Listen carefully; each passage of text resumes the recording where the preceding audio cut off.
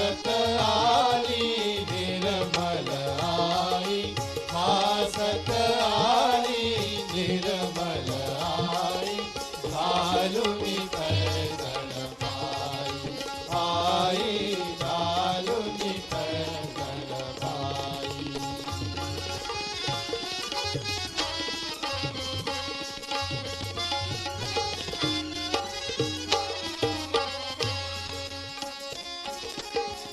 सरीपदराचा कसुनी पितांबर, सरीपदराचा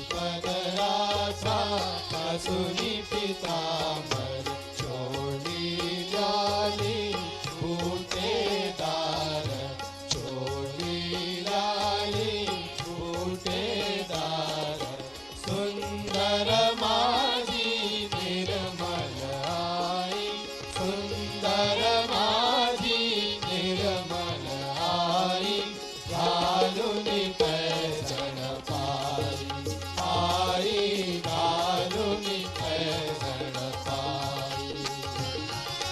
हासत आली निर्मल आई, हासत आली निर्मल आई, घालुनी पैजण पायी, आई घालुनी पैजण पायी।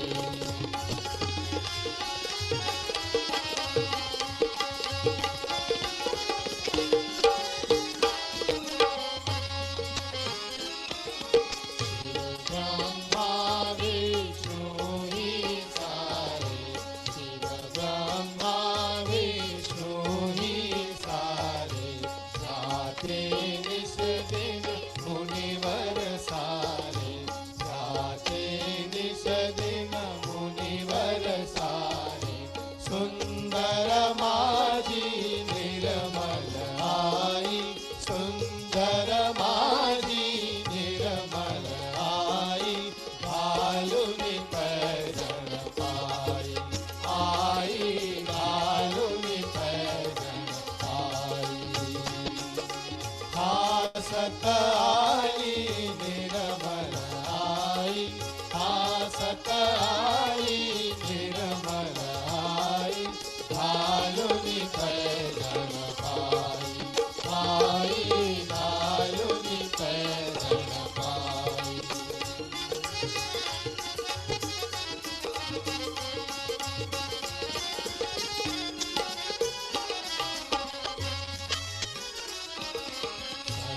सहजयोगियामी हर्षि महिषी, सहजयोगियामी हर्षि महिषी, शरणार्थी झला सर्वहि जाई, शरणार्थी झला सर्वहि जाई, सुंदर माझी निर्मल आई, सुंदर माझी निर्मल आई, घालुनी पैजण पायी, आई घालुनी पैजण पायी। हासत आली निर्मल आई, हासत आली निर्मल आई, घालुनी पैजण पायी, आई घालुनी पैजण पायी, आई घालुनी पैजण पायी।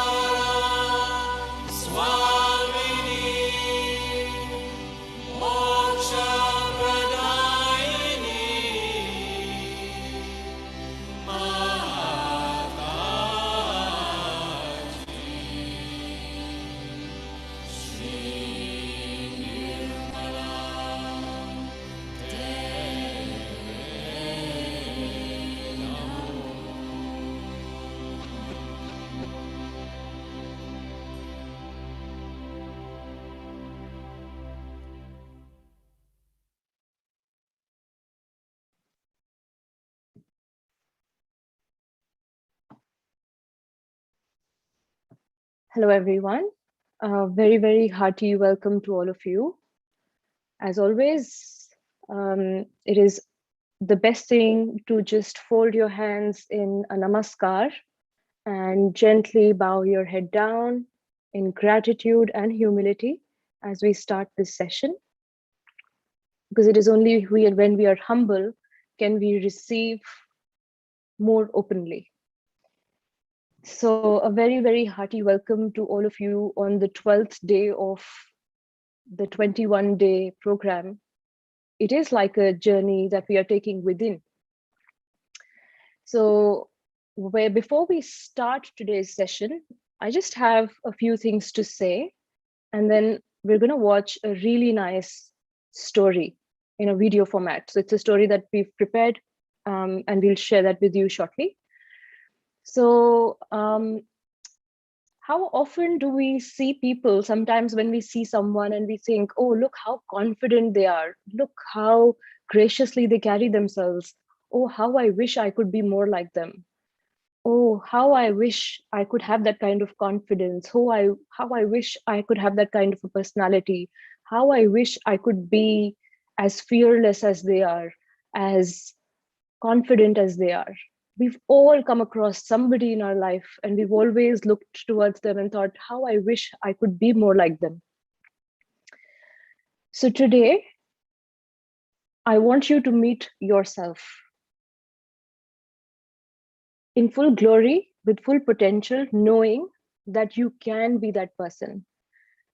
There is a very, very strong potential that lies within all of us. Yes, all of us, no matter how we feel about ourselves, no matter whether we feel like we can be that person or not, doesn't matter. There is that untapped potential that lies within all of us. So today, it is all about meeting that potential within you. So, in order to know what that potential is, we're going to watch a short story that will allow you to see what lies within you that you have never explored before. So today we're going to watch a short story called The Story of Creation. And I welcome you to watch it with me.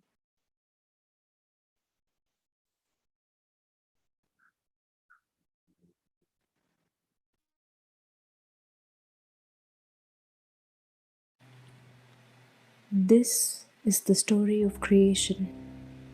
Creation once said, I want to hide something from the humans until they are ready for it. It is the realization that they create their own reality. The eagle said, give it to me, I will take it to the moon. The creator said, no, one day they will go there and find it. The salmon said, I will bury it at the bottom of the ocean. The creator said, no, they will go there too. The mighty buffalo said, I will bury it on the Great Plains. And the creator said, they will cut into the skin of the earth and find it even there. To this, the great-grandmother who lived in the breast of Mother Earth and who had no physical eyes but saw only with spiritual eyes, said, put it inside of them. And the creator said, it is done.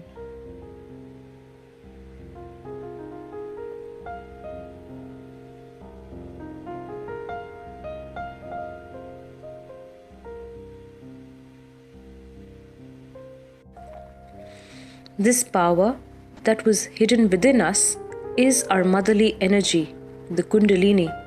She is our individual mother, waiting in the sacrum bone, and she knows all about our past, all about our aspirations, and all about our future. She knows our problems. Our Kundalini, our individual mother, she is anxious to give us our second birth.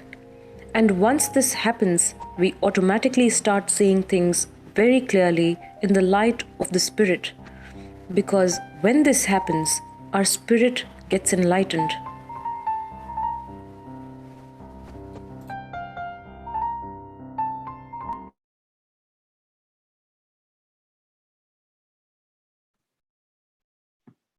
So that was an exact representation of the Kundalini energy, which has always been within us. It resides in the sacrum bone, and you saw an exact animation of how it rises, how it crosses all the 7 chakras, how it reaches the Sahasrara, which is the top of the head. And this is where the lotus blooms. And the connection with the all-pervading power which has created us is established. When this is that untapped potential within all of us, because when the balance is restored within us through this Kundalini energy, we can be anyone that we want to be, because the dynamism in us is active. We can be dynamic, we can be vivacious, we can have a sweet personality, we can have a loving personality, we can be compassionate, we can be joyous, we can have a very, very open heart, wherein it's all that and more. I don't have more words to explain.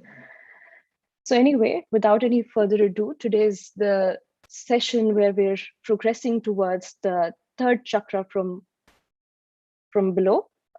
We did the Muladhara, then we did the Swadhisthana yesterday. And today we're moving towards the Nabhi, which is on the navel area, along with the void. And a lot of people have asked us about void, about the Nabhi, about satisfaction, about financial security, about peace, and all those things. So this is the center that looks after all these qualities, and we're going to learn more about that today. And we're also having a foot soak today. So I hope all of you have your foot soak buckets ready. A quick revision of what we did yesterday. We did the Swadhisthana chakra. It is below the belly button. So today the center we're going to look at is at the belly button. The Swadhisthana is below it, right where you see on your screen. The red arrows tell you that it is below the belly button, and the thumbs on our hand represent this chakra, okay? It is also on the back side of our head right here. So the chakras are represented on the hands and on the head as well. So you can also see the position of the head in the diagram below. Moving on, the characteristics of this chakra, it has 6 petals. The element that looks after this energy center is the fire. It is golden yellow in color, representing the fire. And in physical plexus, it is the aortic plexus. And the planet is Mercury. The qualities of this chakra, which is the most important thing, you can forget about everything else, but you have to remember the qualities of this chakra are the spiritual knowledge, okay? It is the creativity, the attention, like the focus that most of us lack at times. We feel like our focus is all over the place. Our attention resides in this chakra. It gives you inspiration, makes you very creative towards music, poetry, art, aesthetics, and in return makes you very, very dynamic. It brings peace, because the Nabhi, the center that we're doing today, and the Swadhisthana lie just next to each other. The quality of peace is shared between these 2 centers collectively, okay? So peace, the worries disappear, the doubts disappear. It enhances your spiritual ascent. It prevents diseases like diabetes, blood cancer, allergies, insomnia, because the liver, which is a very, very critical organ, is covered by the aortic plexus, which is also a part of the Swadhisthana chakra. So as I mentioned before, it brings out, when this chakra is enhanced, it brings out the artistic talent. So you might feel you're not very artistic at this point of time, but with the enhancement of when this chakra comes in balance, it does give you qualities that you never knew you had. So regular meditation in the morning and evening doesn't have to be very long. Quick 5-minute meditation in the morning, quick 10-minute meditation before going to bed, using water to clear the right side along with ice pack, and using a candle or flame for the left side really helps with balancing the Swadhisthana chakra. You can also use affirmations and foot soak. For the bottom 3 chakras, foot soak is very, very important. It really helps in clearing the bottom 3 chakras, the Muladhara, the Swadhisthana, and the Nabhi. So for affirmations here, we can say, Mother, please make us creative. Bring our Swadhisthana chakra in balance. Please give us pure knowledge. So these affirmations can be said for the Swadhisthana chakra, and we will share them in a proper document where they're properly collated either tonight or by tomorrow. So I welcome you for tonight's session. We are going to be talking on the third energy center, the Nabhi, and I welcome Hitoshi from Japan, who is going to be leading the session today and explaining the qualities of the Nabhi chakra, and we'll also have a foot soak with him. So I welcome Hitoshi and to all of you for this session tonight. Okay, good evening, everyone. Some of them must be in the morning, so good morning for them. I'm Hitoshi from Tokyo, and I've been practicing Sahaja Yoga for 30 years, and I'm very happy to share this experience with you tonight. I was a lead last week on Wednesday too, so some of them might remember me. So let's talk about the third chakra today. It is a chakra of wealth and well-being, and around that chakra, there's an area called void. So let's go into it. Can we start showing the slides, the presentation, please?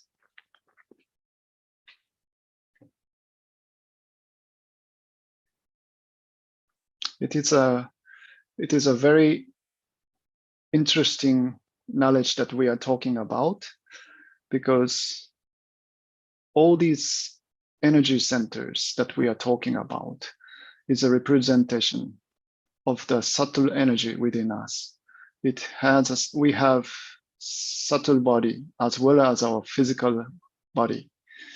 So the third chakra is called Nabhi chakra. So let's go to the next one. And the place is located at the level of the navel. So if you see where the castle is, that's the Nabhi chakra that we have. And this is, you can see, this is the middle part of the human body. This is a gravity point. And you can see positioning head is a little bit on the back at the top. Finger is the middle finger. And in feet, it's the thumb. And it corresponds to our solar plexus. Solar plexus catering energy to our all the organs, stomach, intestines, spleen, liver, all these areas. So let's go to the next one. So each chakra has petals. It's a sub-centers actually. And this chakra has 10 petals. And element is water. It's something to do with the water element. So to cleanse this chakra, we use the water element. So we can do the foot soaking after the presentation. And the color is a green. So to see the greenery is very, very nourishing to our Nabhi chakra. And if you see, greeneries, then you can feel some sort of satisfaction also. Satisfaction is an important quality of this third chakra. And the physical plexus is, as I said, it's solar plexus, and planet is Jupiter, and middle finger that we talked about. So let's go next one. And all the chakra has left aspect, right aspect, and center aspect. Left is more passive, right is more active, and center is the balanced aspect of each chakra.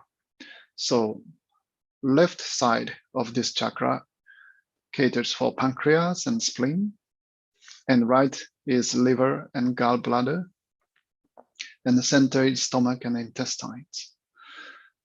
So all these stomach area is actually taken care by Nabhi chakra.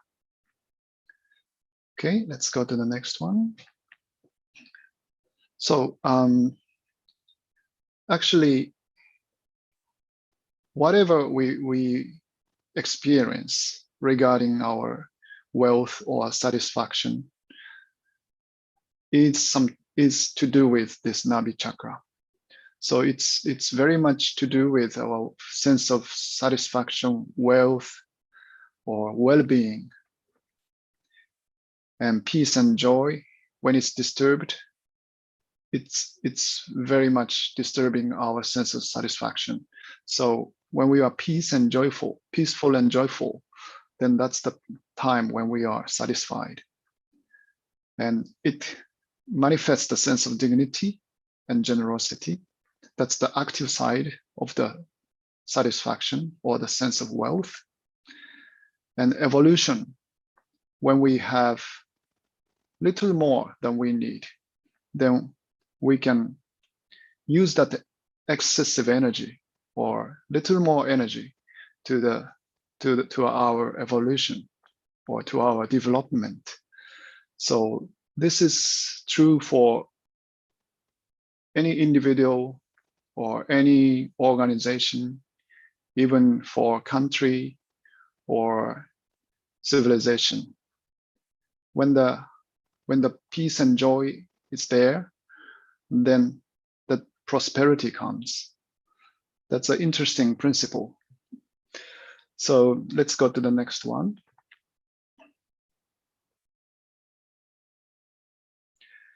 So Nabhi benefits, it's something to do with the family life, very much to do with the family life on the left side, on the positive side. So it brings balance and peace into family life and prevents worries, jealousy and greed. When we think about the wealth or wealth or satisfaction, if we are not happy or if we are not satisfied, then it can trigger some negative feeling like jealousy. Like a neighbor's screen is always, so it's something to do with jealousy, something to do with greed in the negative aspect. And it establishes, when this chakra is cleansed, then it establishes the righteousness and prosperity.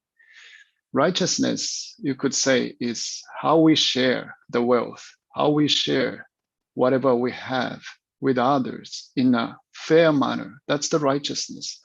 And prosperity is the result of that. And of course, it's a joy to share. So it gives the joy of sharing. So it's something to do with the Novrisa bridge. So how to balance Nabhi chakra? Of course, the base is meditation morning and evening. And we can use prayers and affirmations, which we can try while we foot soak. And use of hands, bandhans. Bandhans is like when we can put our fingers towards our Nabhi and make a rotation. It's like this. This is called bandhan. And we can vibrate food before eating. Whatever we intake in our body, it's something to do with our Nabhi chakra. So if we vibrate it before, then it helps a lot to cleanse the energy. So again, to cleanse left side is the passive side. So it's always something to do with the cold or something to do with the moist quality. So use a candle or flame to balance it. And foot soak works for both left and right. And when we are too much on the right side, where we are too much on the active side, then we can use ice pack on liver. Ice pack, I use normally something like this. This comes with in the cake shop, and I put it in the freezer, and I put it on my liver. So ice pack on liver works, and foot soak with cold water. If we are right, we have too much heat, so we use the cold water. If we are on the left, we are left-sided, then warm water. So let's go to the next slide. Okay, so now let's meditate.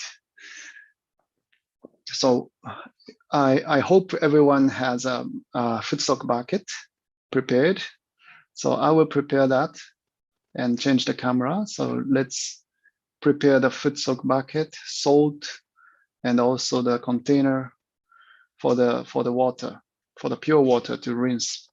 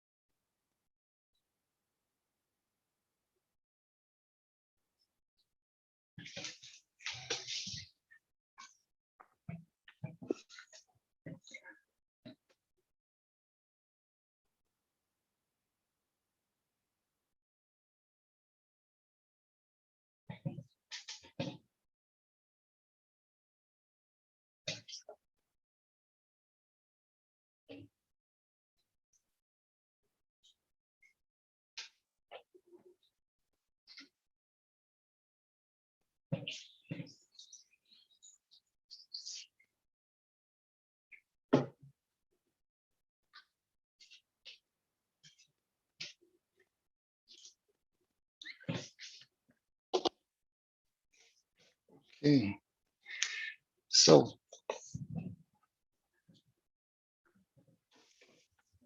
here it is, the footstock bucket with the lukewarm water. And if you feel that you are heated up from inside, then you could use relatively cold water. If you feel that your system is a little frozen, you need a more active energy of the right side, then you can use relatively warmer water. And I have the salt here, and we can put the salt in it here. And we can put quite a lot, I think. It's this much. Okay. So I put it inside the water. I put rather cold water because in Japan it's summer and it's very hot. And I feel the heat is within myself. I think in Australia, I think it's a winter, so maybe you use a little warmer water. So, and then we can put clockwise bandhan. Bandhan means half circle, but we can use our hands to give the vibration to the water. And then we can put both our feet inside. Okay. So let us meditate like this with our eyes opened.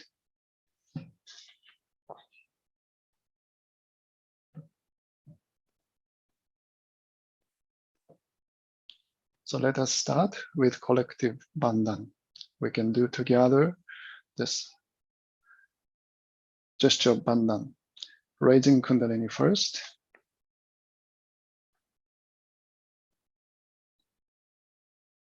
make a knot. Second time.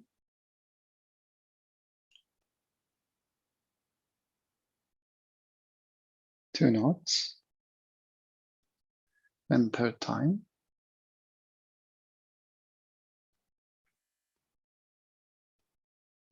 Three knots. And then we can make our protection around us. Half circle. Back and forth 7 times.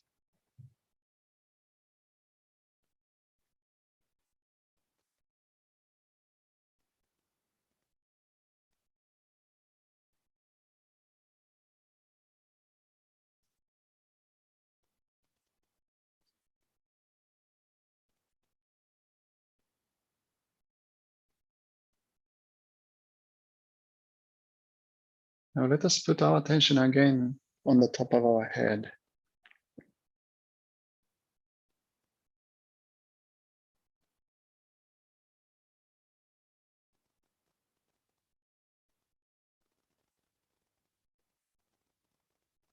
We can put back our hands on our lap.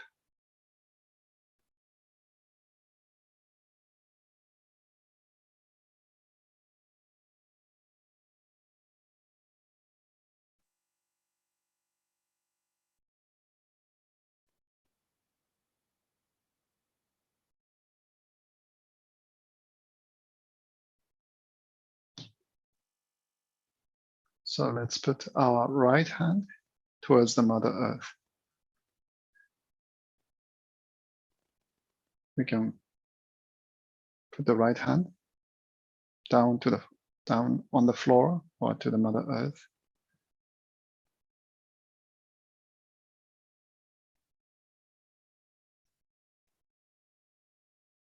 So let us say within ourselves, Mother Kundalini, please cleanse my left side.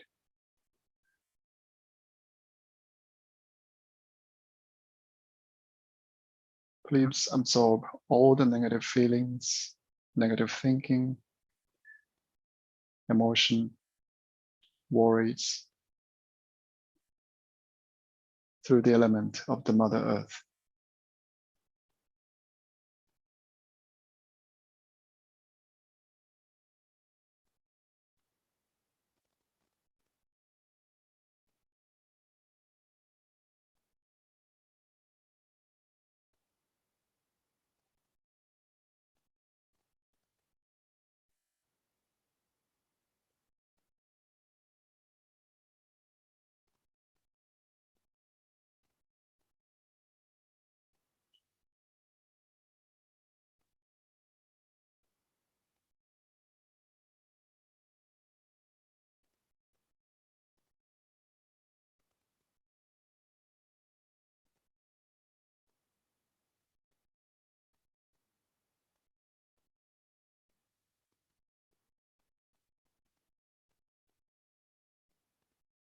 Mother Kundalini,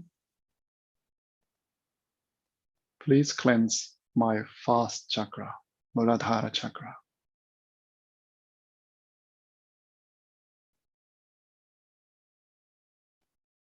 Which is the base of our left side.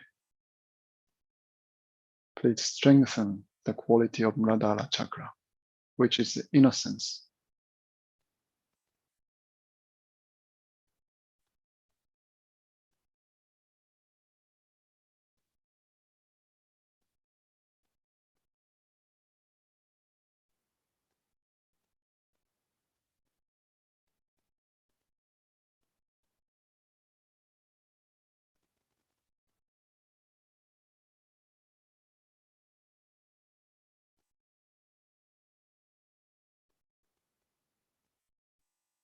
And let us put our right hand on the left part of our abdomen.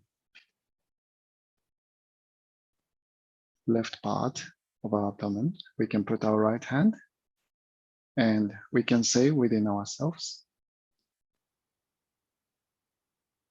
Mother Kundalini, please cleanse my left Nabhi chakra.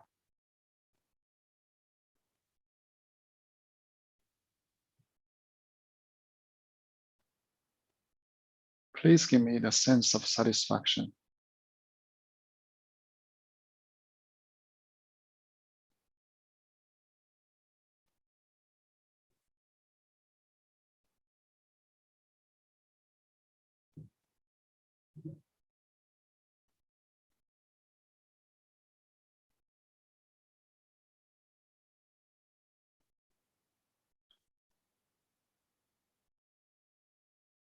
Please give me the peace and balance.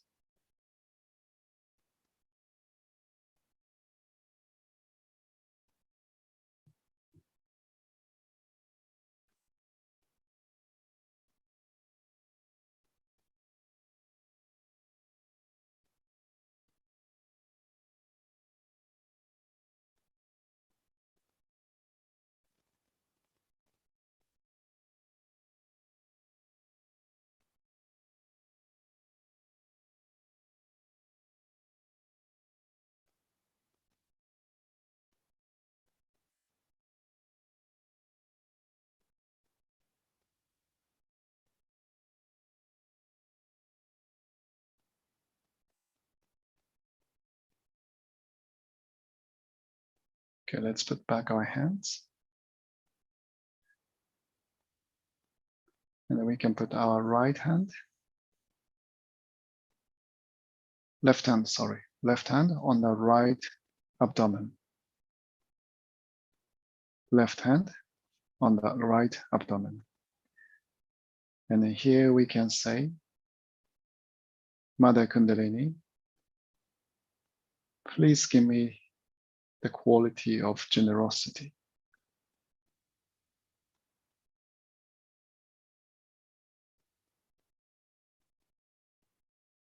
Please give me generosity.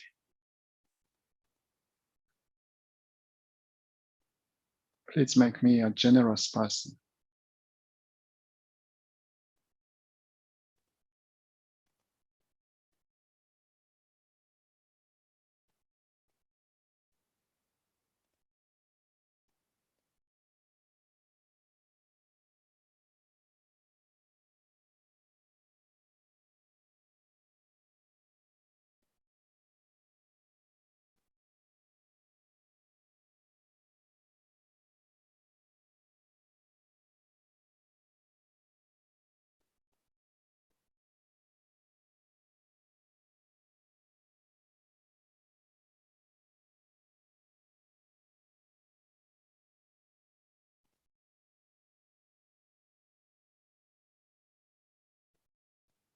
Please give me sense of righteousness and fairness.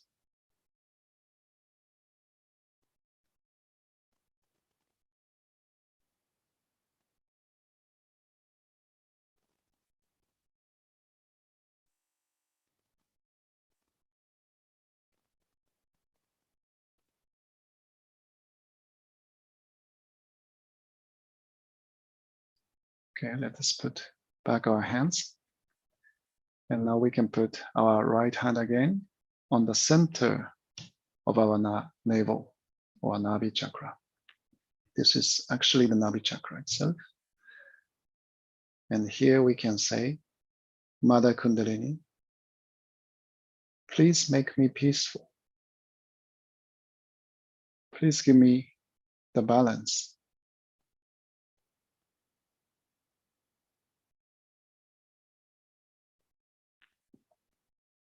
Please give me the power to ascend,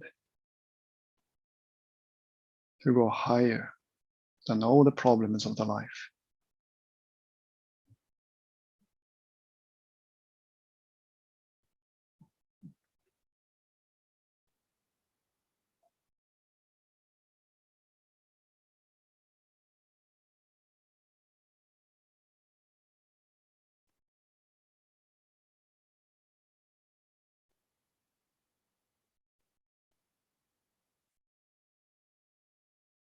Mother Kundalini, please make me peaceful.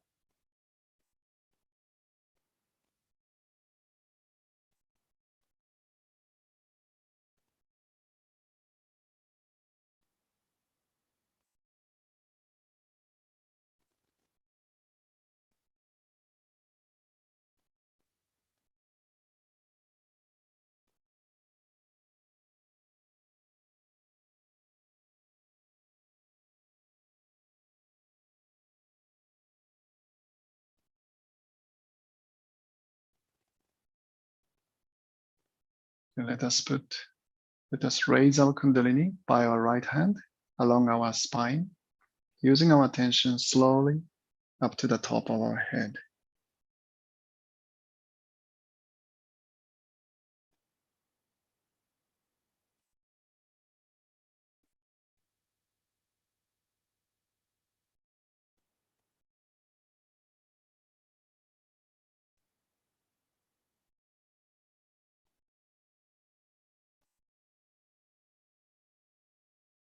And let us check if we can feel the coolness above our head. Some people might feel warmer. Some tinglings could be there. Let us check. We can do it 2-3 times.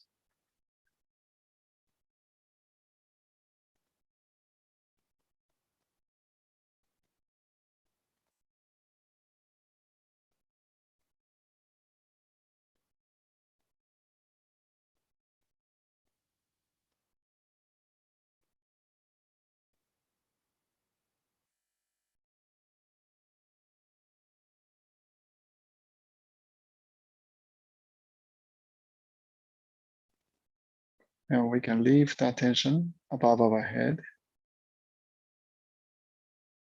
and put back our hands on our lap. Let us keep silent in 2-3 minutes.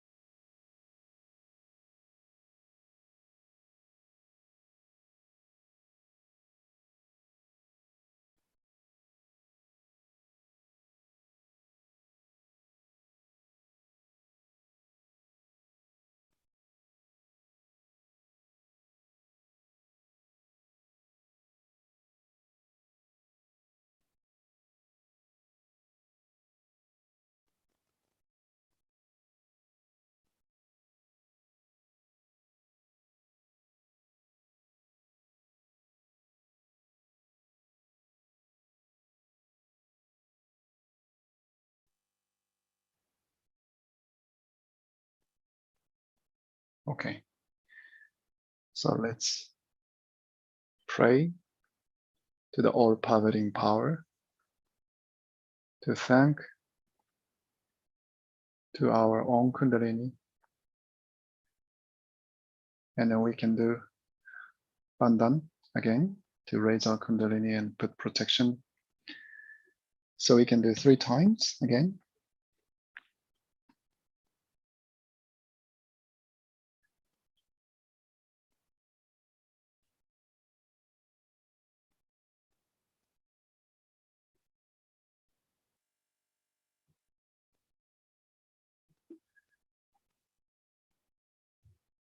And let's make a protection around us.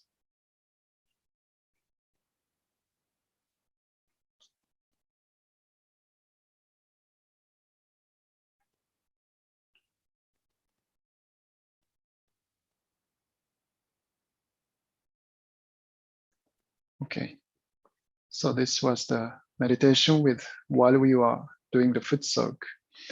And foot soaking cleanses all the first 3 chakras, especially first and second and third chakra. And as I said, the third chakra's quality is water. So it's very much to do with the third chakra. It's a very good way to cleanse it. And when it's finished, you might know already, we rinse our salt water by the pure water. So we rinse it and then wipe our feet. Yeah.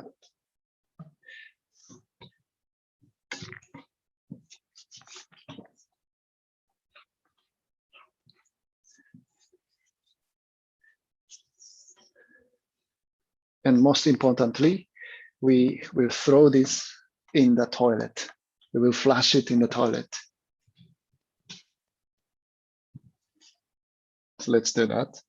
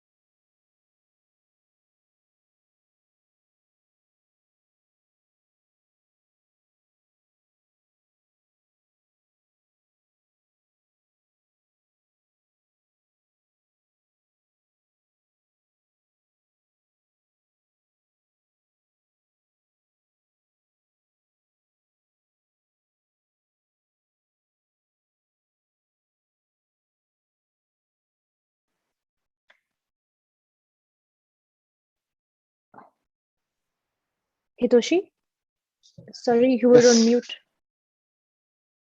Ah, okay. Did you hear up to which part? Just Did you didn't hear? catch on the You didn't last hear bit. whole? No, just the last bit. The last bit after the Oh, okay, flushing okay. of the water. Yeah. Oh, I see. I see. Sorry. Maybe I went out of the range of the Bluetooth. So that was the meditation while we are doing foot soak.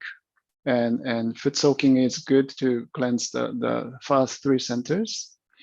And the difference between foot soaking meditation and normal meditation is that we don't close our eyes when we take foot soak because we want to open ourselves so that the negativity will be sucked by the salt water. So we don't want to close our system. We don't want to close ourselves. We want to open ourselves so that all the negative thing will be absorbed by the salt water. Okay.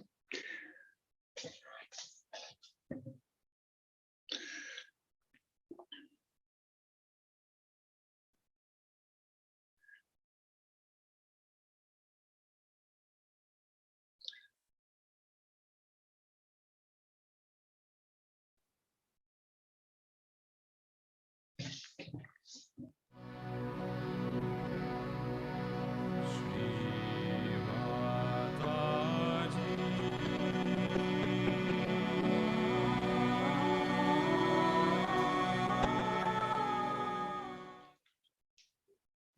But thank God now some sense has come and they are doing few things. Very few things are to be done for Sahaja Yogis to get all right in their health and also in their wealth. They don't have to do much because they are standing in Dharma and they are in the kingdom of God. They are under the protection of Virat. But still, there are certain things you have to do. Certain. I didn't say that don't sue. You just gave up yourself. Alcohol, all these things, you gave up yourself. Because you have the light. And despite the fact that you come from a culture where there is no personality, people are like sheep, now you are not. Now you are individualistic. To be individual is impossible in the West because you must dress up the way everybody dresses up. If there are punks, you all move like punks. If the one woman has this kind of hair, you make the same style. Especially on the hair, I don't know why.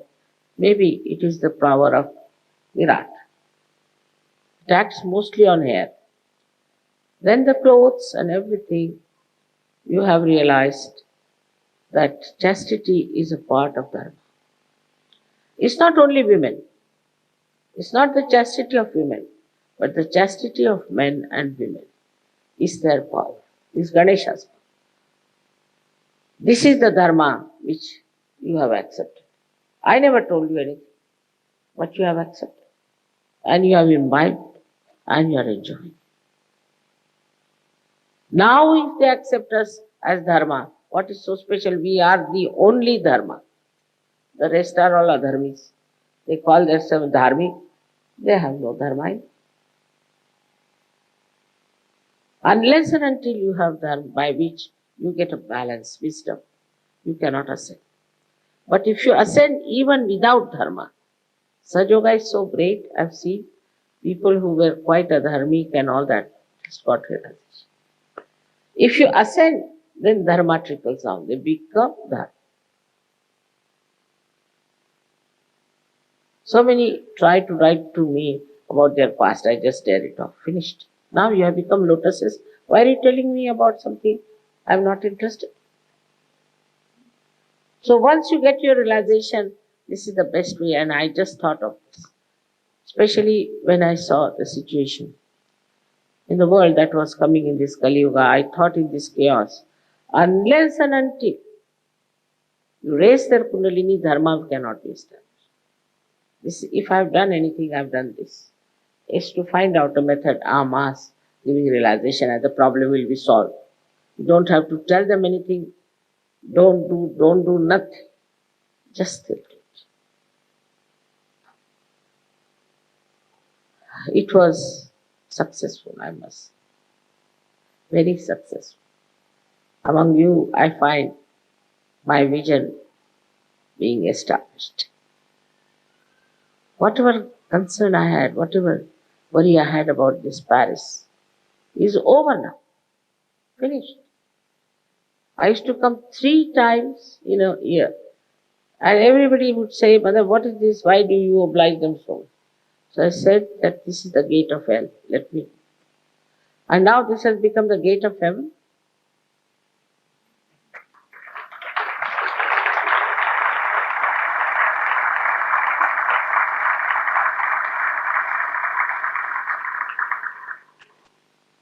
So for us, not difficult to establish Vishnu principle, but to recognize that we have those. You see, suddenly I find Sahaja Yogis become extremely humble, and they don't want to know what they have. You can cure people. You are a Dhanvantar. You can give realization to people. All Vishnu principles are now awakened within you, and you must utilize it. I wish we had Vishnu. Aega? Sorry? Vishnu Sahasranam aega?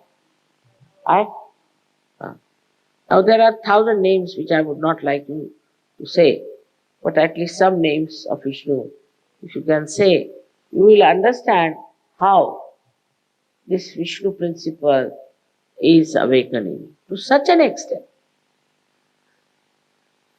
that somebody said, Mother, no, I don't want to work in the public. I said, why? I don't want to have that ego back in me. They are so sweet. They are afraid of their ego being coming. No. It won't come back now, because here sits the Vishnu as Virat. He'll look after. And you have that Vishnu Pad in yourself.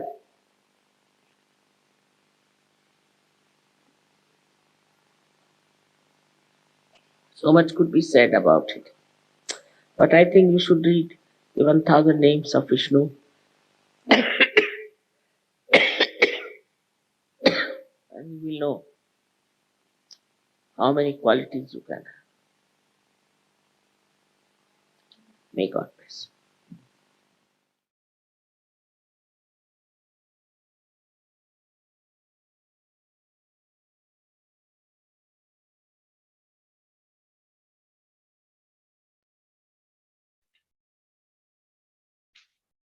So that was the talk of Shri Mataji Nirmala Devi about the Nabhi chakra and also the area around Nabhi chakra called void.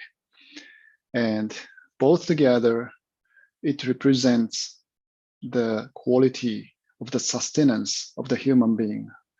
So I didn't talk about the void, so I will give you a quick reference about that. The void is located around the navel, around Nabhi chakra, and in the head it's around Sahasrara here, and in hands is around the center of the palm, and in feet as you can see, it's this part. Yeah.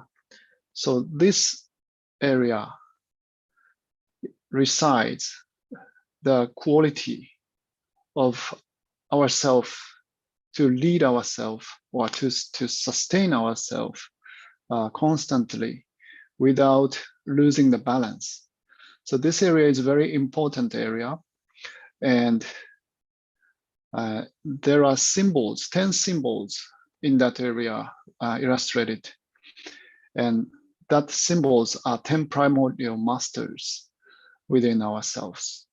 So the principle of mastery, principle of leading, principle of teacher, guru means teacher actually.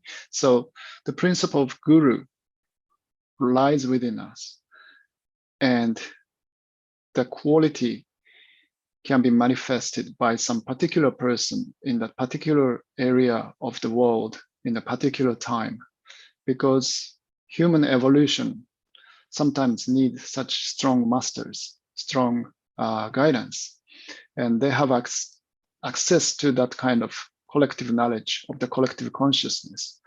So Raja Janaka, Abraham, Moses, Zarathustra, Lao Tse, all these are the names of primordial masters. Confucius, Socrates, Muhammad, Guru Nanak, Siddhi Sainath.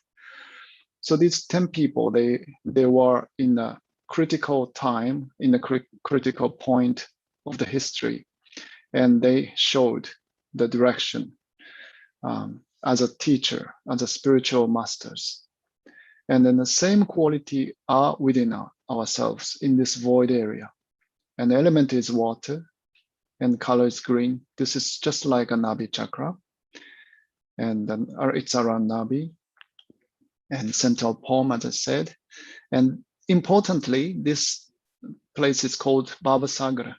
Bhav is illusion, and Sagra is the ocean. So it's an ocean of illusion.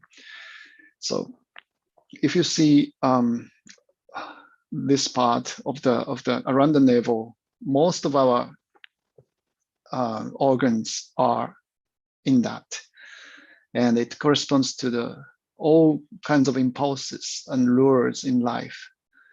So we have to overcome all these by the proper guidance of the teacher. So that self-leading, self-mastery is the quality of this area. Let's go to the next one. And the physical function regulate stomach, intestines, the abdominal organs, and the digestive functions. So all these things are to do with our well-being. We need to be careful what to take as a food. We need to take care of information that we expose. Everything is something to do with our digestive function. So it really requires the very sharp attention and discrimination. So qualities are balance and depth. And Shri Mataji was talking about Dharma in the talk. And Dharma is the principle of sustenance. We are human beings, so if we do something that we humans cannot do, for instance, if we jump from 100 meters high, then we can't survive simply because we are made like that. So to sustain our body, to sustain our emotion, to sustain our spiritual well-being, we need to understand that principle and master it. And that is a Dharma. That is a quality of Dharma. And Shri Mataji in that talk words saying that it will come spontaneously from within, instead of being told that you don't do this, you don't do that, you should do this, you shouldn't do this. So we have something like a teacher within ourselves, and when it's awakened in our awareness, then we ourselves can spontaneously feel that what is good for us, what is not good for us, and we start to follow that as a shisha. Shisha is a student. So the quality of guru, teacher, is a set with the quality of student. So we have a student, good student, benevolent, royal student on one side, and on the other side, we have very strong guru, teacher within ourselves. And both should be discovered in meditation. So the gravity is another manifestation of this guru principle. If we are not influenced so easily, if this quality is manifested, steadiness, decisiveness is the natural result of that gravity. Being one's own master, as I said, there are lots of organs, and which gives all kinds of impulses and attractions and diversion of the attention. And that really puts us into some sort of illusion for a moment or for days, sometimes for years. And we waste in the dream our life, precious life. But we don't want that. So we need to really find the true principle of the teacher within ourselves. And it will happen automatically by the power of Kundalini. So as a result, when the void is enlightened, the void is not nurtured by the power of Kundalini, then we become able to guide and help others and ourselves both, and especially to evolve spiritually. So next one, please. So the qualities, in short, seeking the truth and patience. Patience is also very important, because we are not talking about judging ourselves. We just watch ourselves as if we watch the small children. And from that standpoint, without judging, we give unconditional compassion to ourselves as a teacher. And we pray to ourselves that we become our own teacher, so that we can gain the quality of self-guidance, self-discipline, and dharma, righteousness in behavior. And as I said, dharma is the principle of sustenance. And it's not only the sustenance of our body, physical body.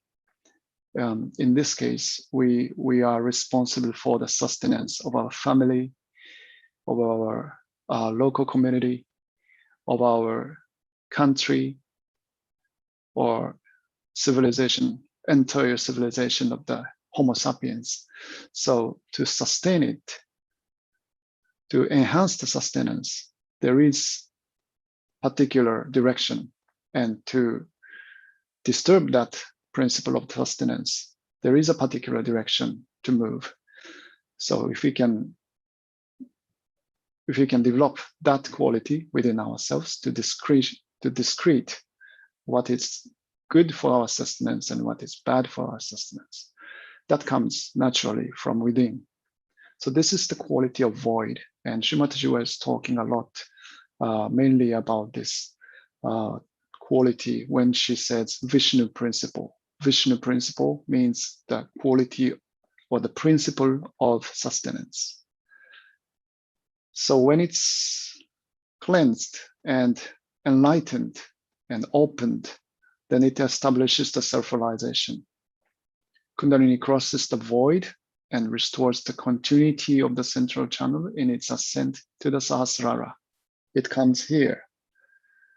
And when we did the self-realization process at the first time, Kundalini must have gone through all this void area and reach to the top of the head, so that we can connect to the greater whole, and that is called self-realization. And when it's happened, it's not the final phase actually, because if we neglect ourselves, the Kundalini goes back and then we lose the connection. So we need to repeatedly meditate in our daily life to continue being connected to this greater power surrounding us. And this continuity or this sustenance is because of this void quality. And magnetism in personality is like a teacher. Yeah, okay. So all these things are the things that we talked about. So let's go to the next slide. So how to balance is simple. Regular foot soaking is the best way to cleanse this area. And be righteous, of course. Righteous means we enhance the sustenance of this sustainability, you can say, as people say in the human society, and be fair and just. If we are not fair and just, then such kind of civilization or organization wouldn't sustain itself long, because sooner or later it will fall because of some problem. So fair and just is the best way to sustain the individual and also the organization. So that seems the last slide.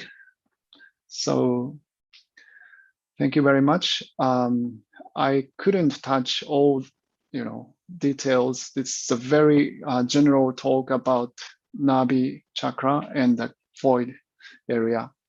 But of course, most important is the experience and also the awareness that we have.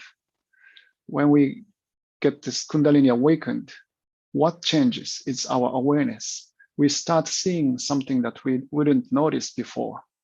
We start relate to the people or relate to some experience that we have never been to. So the change of awareness comes from within first, and then gradually we start to see something new, we start to experience something new. And that's how we try to guide ourselves as a teacher of ourselves. And we try to obey the teacher within ourselves. Okay.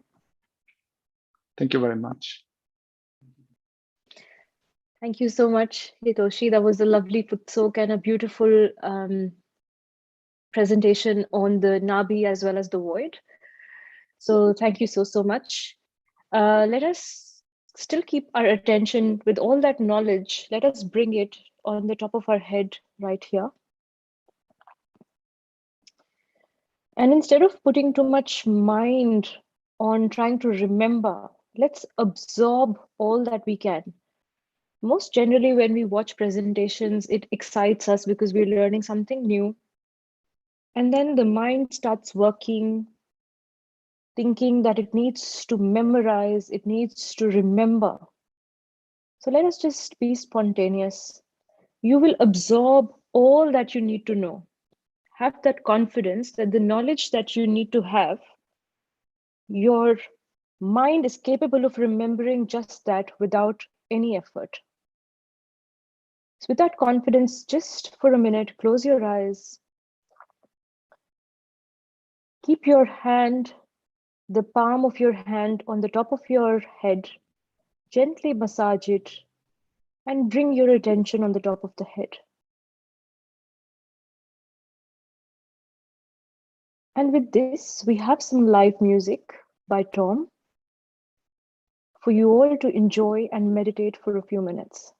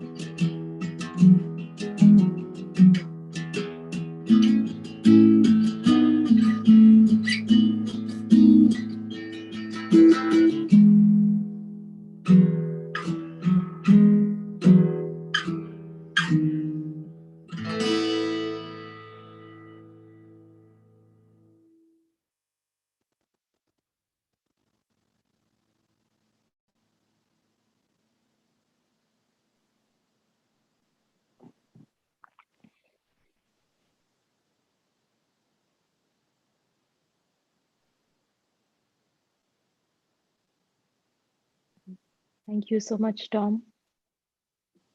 It is amazing. The music really has beautiful vibrations that just take you right here on the top of your head. So let us just enjoy this vibrational bliss. Again, I ask you all to just close your eyes for a few minutes. Keep your hands open and just try to feel who you are within. Feel that inner confidence and just loosen all the knots that you have in your stomach, one knot at a time. Let go of all the anxiety, all the stress that you may have accumulated inside your stomach, all the nerves. And as we saw in the beginning of the session, this power really lies within you to give you all the confidence that you ever need to be the person you always wanted to be. So just loosen this energy center and let the Kundalini manifest with all its qualities of peace, of confidence, of generosity,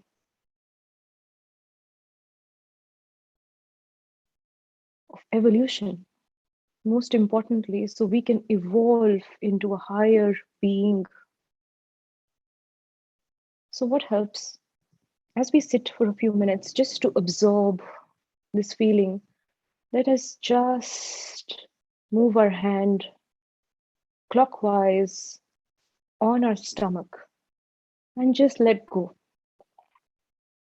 If it helps, for every negative aspect that you let go, you can just flick it away. All the knots in your tummy, you can just flick them away. All the anxiety that you feel, the butterflies that you feel, the nerves that you feel, just flick them away. And believe in yourself.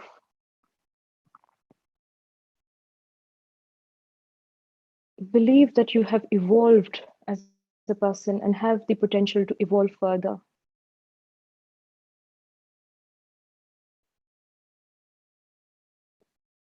All the anxiety, the stress, just flick it away. Let us just be comforted by our own mother within, by our own Kundalini. So let us just enjoy 2 minutes of complete silence.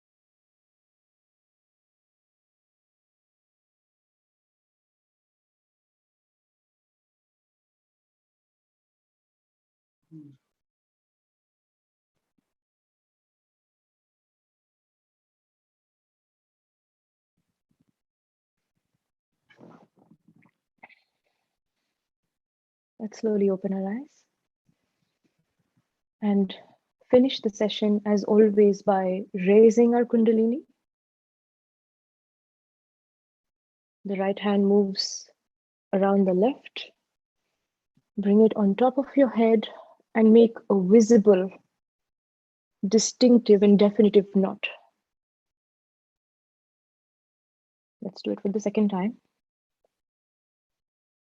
And every time you do it, every time you make these knots, feel the growth within, as if all the layers of the onion that you're peeling to find your true inner self. So have that confidence when you make these knots as if they are empowering you. And now, with this bliss that we have just felt, let us create the rainbow of protection around. 7 times.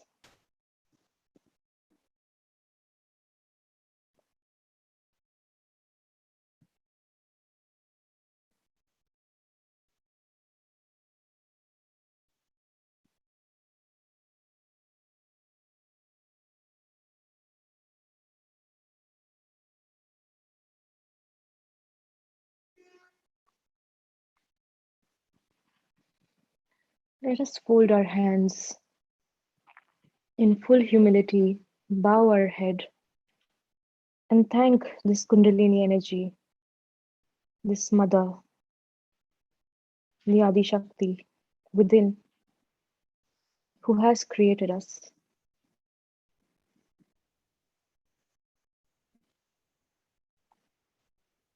I thank you all for joining and staying with us for these sessions.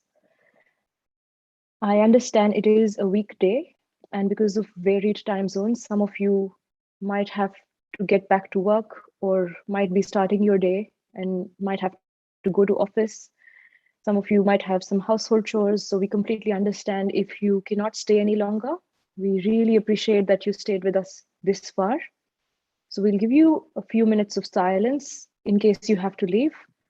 But as always, the resources are always being constantly updated on the website, thefreemeditation.com.au/21 days. We've shown you the website a lot of times. I can show you the website one more time today to show you all the updates that we are making. So please keep checking the website. Just a second, let me get it on my screen. And let me just share my screen with you guys.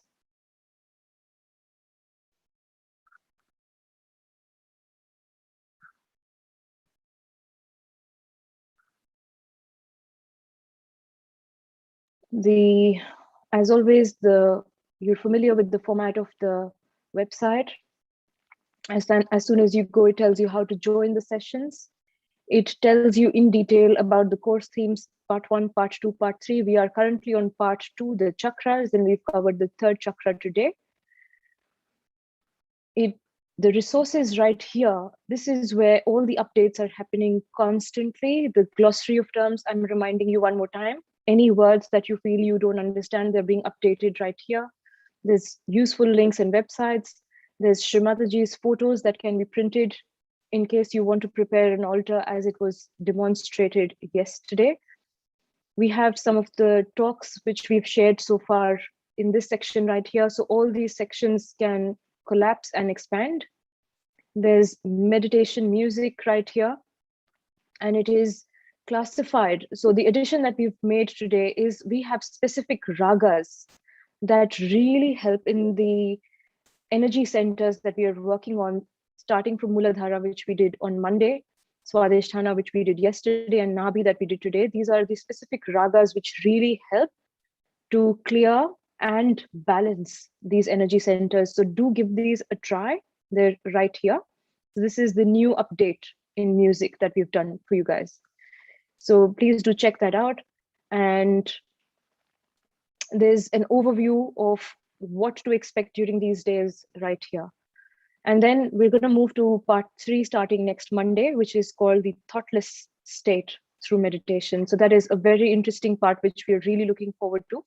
So I hope you can make it to the entire 21 days, and we really look forward to your participation. So thank you. Please do keep checking the website, and if you have to leave, we understand. We'll give you a couple of minutes of silence, and we're going to have some experience sharing and Q&A. If you want to stay back, most welcome.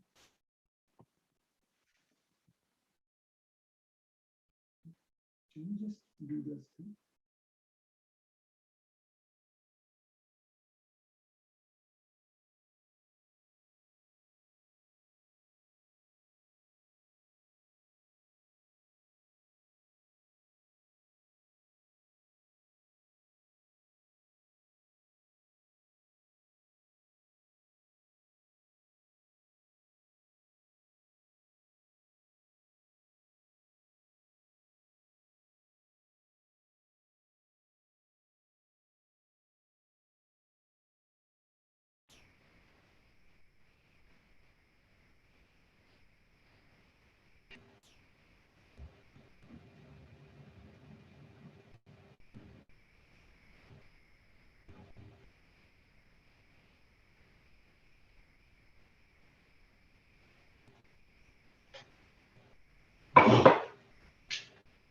Shall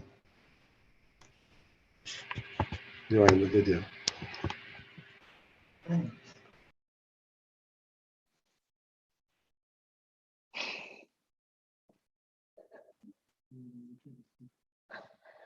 Uncle John Michelle.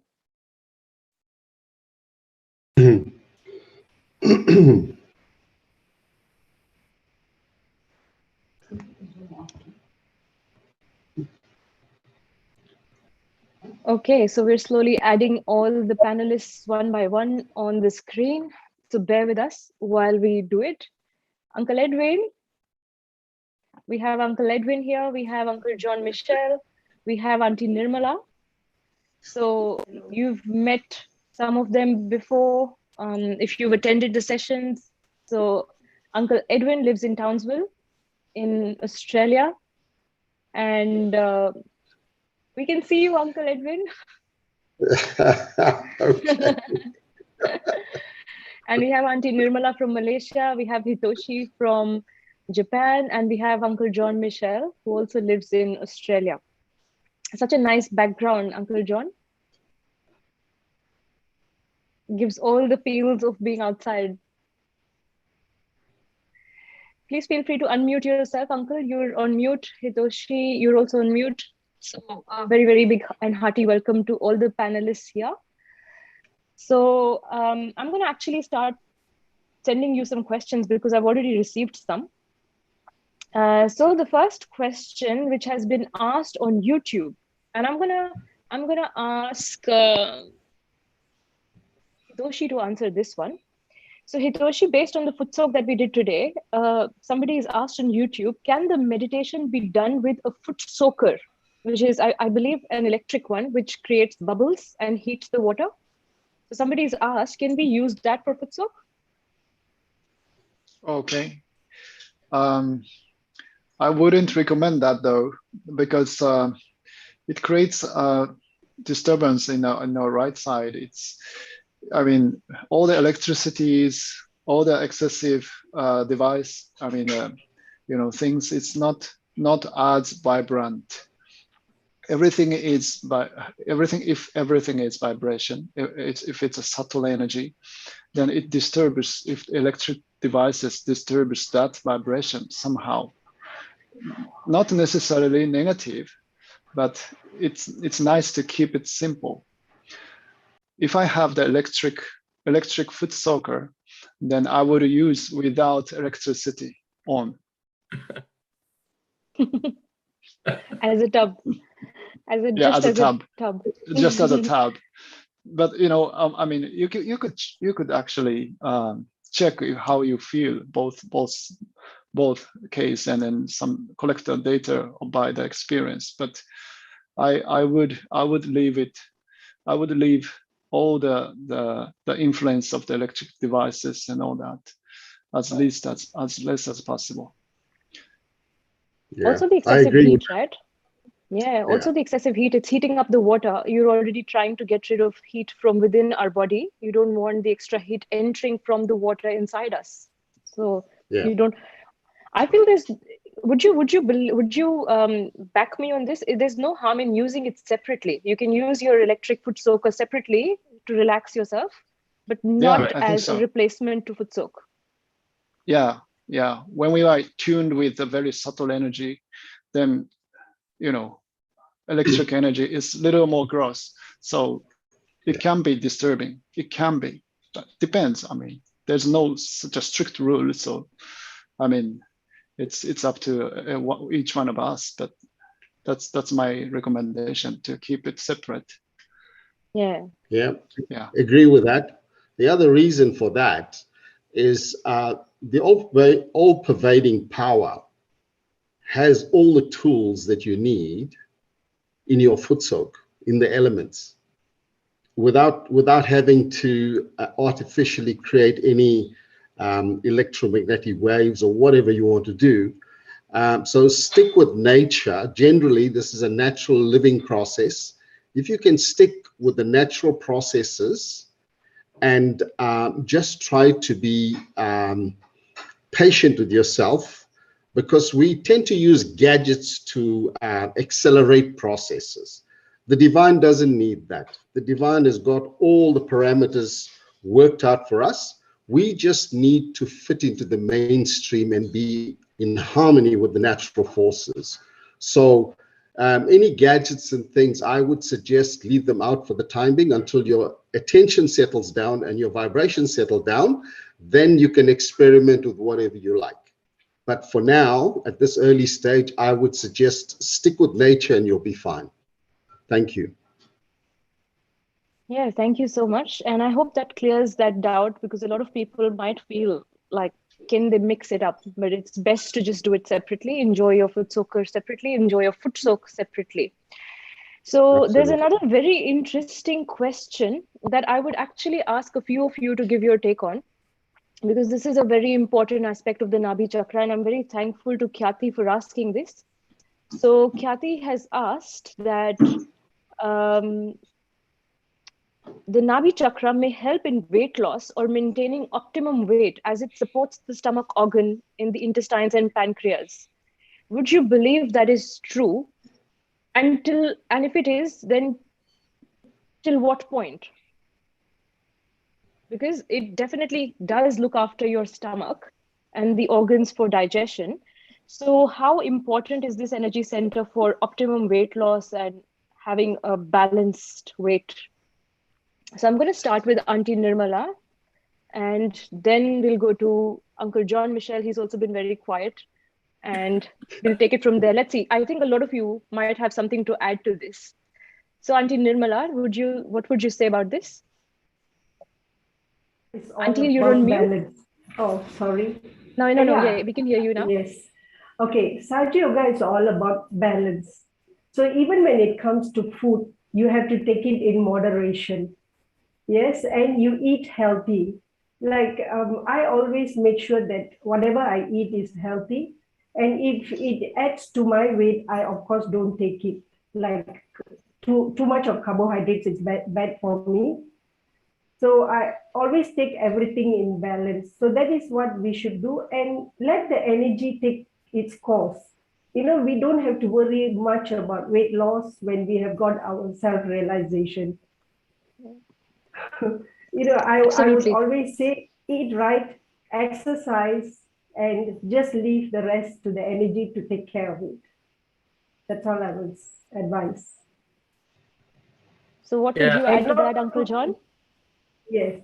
I think it is common sense that in the same way we're trying to become thoughtless, we have to learn to live without eating also. We can do some fasting a little bit from time to time, just to find our balance again, because we are used to work hard, watch a lot of TV or YouTube, or then we eat a lot and we never take time to look back and see where we stand.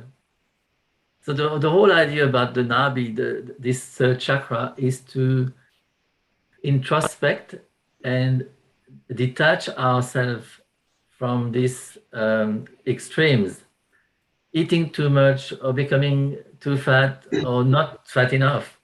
These are extremes. So we need to try and step back. Like when we say, let's go thoughtless, it's because when we become thoughtless, then the light comes in. It's the same with with the third chakra. So we need to give us time to relax. That's why we need foot soak. Foot soak is a bit of salt and water, and do nothing. Just wait.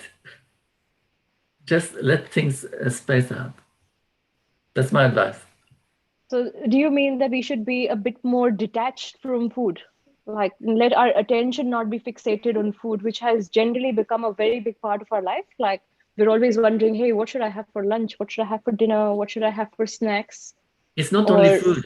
It's not only food. It's work, food, and everything else. We got to, if food is our concern, we got to step back and maybe do a bit of fasting so that we can see clearly what is food? What do I need to eat? And how much do I need to eat? Do I need to eat chili or no chili? We need to find out. You know?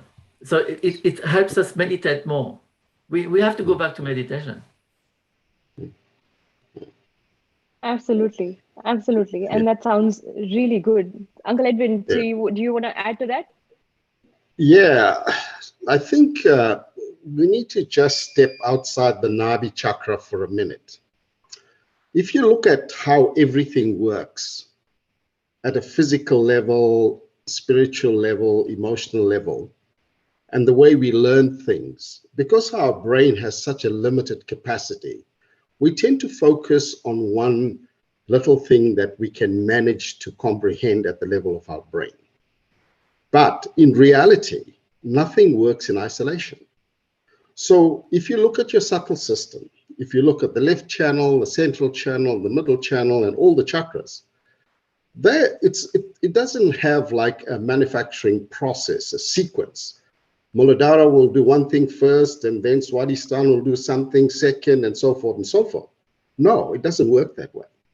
Everything is like an orchestra. Everything works in harmony with one another. The Muladhara is doing what it needs to do, the Nabhi is doing what it needs to do, the heart chakra is doing what it needs to do, and the control centers in the brain is obviously also trying to manage all these things. Because of our limited capacity and we do not understand the divine realm, and we cannot understand it in our brain, that's how we are made, we tend to look at one thing and focus on it and magnify it. And therein lies the problem. That's how we cause all the imbalances. Exactly. So we overdo things, we either go too far to the left or too far to the right. So the key is the meditation. At this early stage, do your meditation regularly, improve your vibrational awareness on your hands, and your hands will speak to you and it'll guide you. So without you even knowing it, your Kundalini will work all things out. I'll give you an example. If you eat too much chocolate, because you shouldn't be eating too much chocolate, after your realization and you start meditating regularly, you might forget to eat chocolate for weeks, and then you'll wonder, I haven't had chocolate for weeks. Why didn't I? What I'm saying to you is subtly everything happens. The Kundalini is taking care of business, and you don't even notice it because we tend to like to hang on to our bad habits, like eat a lot of chocolate, and we feel if we don't eat enough chocolate, we're going to be sad. But that's not the fact. The fact is the Kundalini works out all the balances.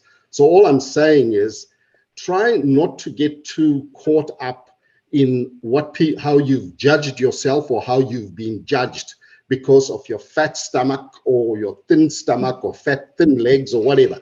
Don't worry about all those things outside. The Kundalini will work it all out for you. Just try to enhance your meditation and your vibrational awareness, and everything will be fine. Thank you. Yeah, because this really resonates because this happened with me as well. There's so many things that you don't realize them immediately, but after a couple of weeks into meditation, you look back and you're like, oh, how did I stop? Like for example, I used to drink a lot of soda, Coca-Cola, and I mean, my husband was responsible for saying you shouldn't drink it. Like he kept reminding me that I shouldn't. But it became so easy. Like it was effortless to leave things that your your subtle system just tells you that they're not good for you. And just like that, you stop consuming things which are not good. You don't feel good after your awareness increases. You just have it and you realize it's not good for you. So the bottom line, I think, from what we all have said, is that don't put too much attention on food and don't worry about the mental side of how you should look, what you should eat, what size you should be. It doesn't matter. Your awareness will guide you and you will be able to consume all that is good for you and let it happen slowly. So one more question for you, Hitoshi. And this question has actually been asked a lot. I feel like now that we're progressing into the meditation, a lot of people are saying that they do tend to feel a bit sleepy, which is surprising for them. They get a bit drowsy when they're doing meditation. Right now, Shamim is asking that, and I think Kirti is already answering her on the chat as well. But for the benefit of others, let's address this question here, because a lot of people are sending this. They're finding it weird that they've never felt drowsy before, but as soon as they've progressed, like it's 12th day now, for some reason they feel sleepy when they're meditating. So Hitoshi, we don't know the dynamics of why it's happening. Like it could be very individual, but on a broader level, can you explain why that's happening and what it means? Yeah, it happens by the various causes, I think. But one thing is that it happens very often in Japan is that the people are tense so much during the daytime, and they are working so hard, focused, and they sustain that tension. And when they meditate, Kundalini somehow try to balance that tension to neutralize it, and then they have to be thrown into the left side, which is the emotional side. But it goes too much sometimes because of the it's like a how do you say, the reaction from the rational and driven side to the emotional passive side. So the natural polarization starts, and it works as a natural treatment, but you have to go through that for some time, and there are lots of technique to enhance that process. Of course, it's one good way is to use foot soak. Foot soaking is the best way, I think, to accelerate that neutralizing process. And the other thing could be that somehow this person is already open to the new awareness, and they are already connected, but their bakagya, their conditioning of the mind, the habit of the mind cannot accept that because it's beyond their understanding. So it shuts off, and then they try to somehow resist to that change, which is already happening, but the body or the subtle system is already started to work out. So I think only thing is just to forgive everything and accept everything and open our heart to that natural process of transformation. I know sometimes it's a little bit more than our understanding, but for that we need to meditate. Uncle John, looks like you want to add something to it. No, I think I completely agree with what Hitoshi said. It's really beautiful. It's I feel myself sometimes when I meditate, I feel sleepy, and actually I enjoy it because I know what's coming after. It's like no, it's true.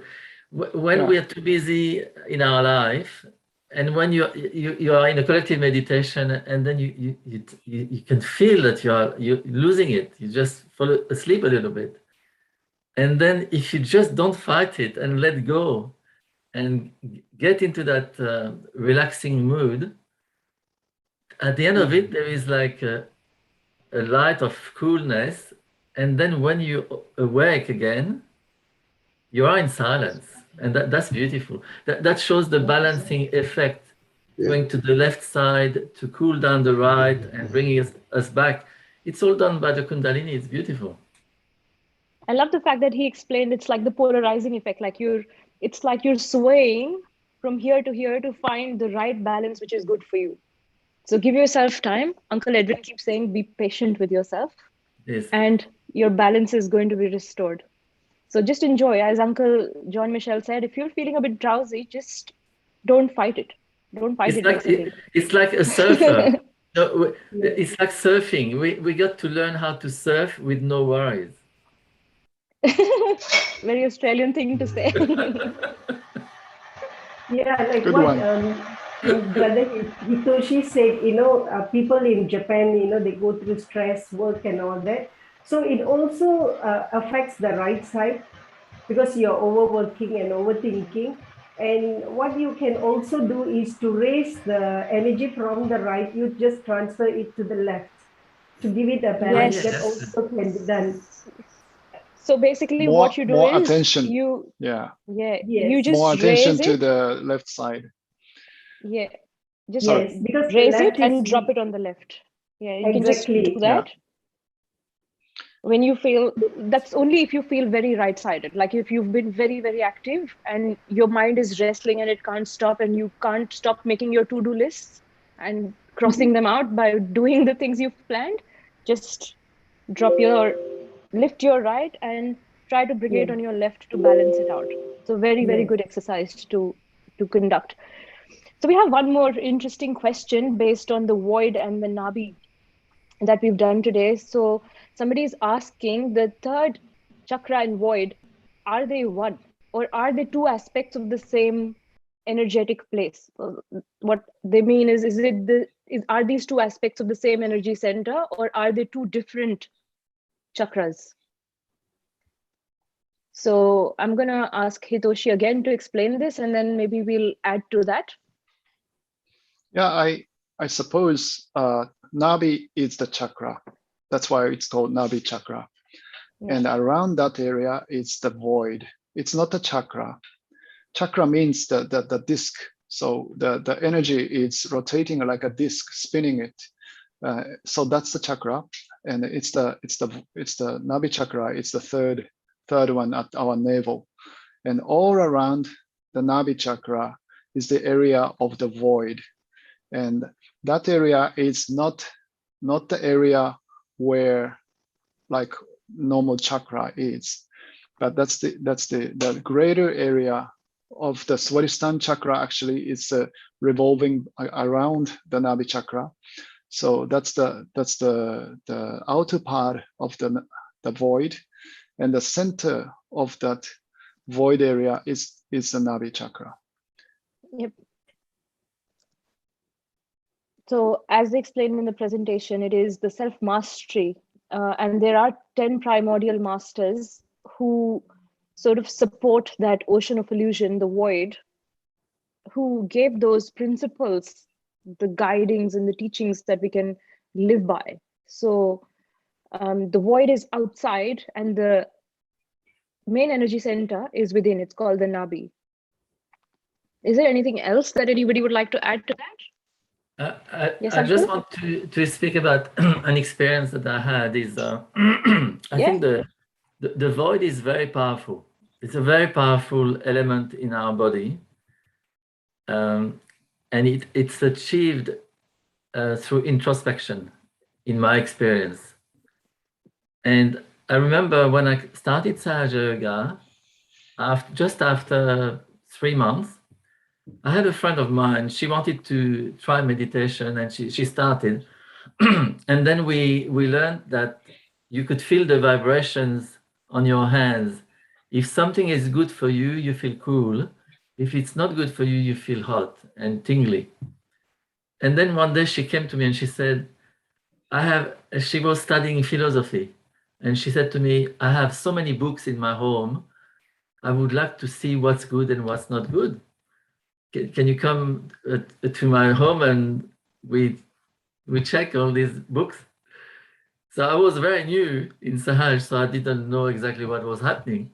Anyway, I went to her place and we took every book one after the other and we checked like this. And then she puts a big book on the table. I remember it was a yellow, thick book. I had no idea what it was. I put my hands, and I straight away, within a few, I don't know, a few seconds, I became thoughtless. It was very, very cool. And it was the book of the Tao teaching by Lao Tse. I was completely amazed. It was so beautiful. And then I started reading this book later. And every line of this book was like food for my spirit. And every time over the years, I've learned to understand what void is about. And it's about introspection, about going deeper in ourselves. So the meditation is fundamental. If we don't meditate, if we cannot take the time to stop and give ourselves some silence, it's very difficult to establish the void. So we need, foot soaking is excellent because it allows us to calm down everything and then get into silence for a few seconds, a few minutes. And then the void starts to expand. And then with introspection, we can establish it. Yeah, it's very interesting. This actually reminds me when you start meditating, often you'll self-realize a lot of the things which are not good within you. For example, before meditation, before getting to Sahaj, before getting my self-realization, I thought that if I would lie in saying that, I'll be there in 5 minutes when I haven't even started from my house, very, very Indian thing to do. So this came with me because I am an Indian, and this is very generic. I'm not saying everybody is like that, but we often don't think that there's nothing wrong. It's very harmless to say I'll be there in 5 minutes and I haven't even started from my house. And I never saw it as a big deal. And I'm like, how does that matter if I'm late by half an hour when I've told them I'm going to be in 5 minutes?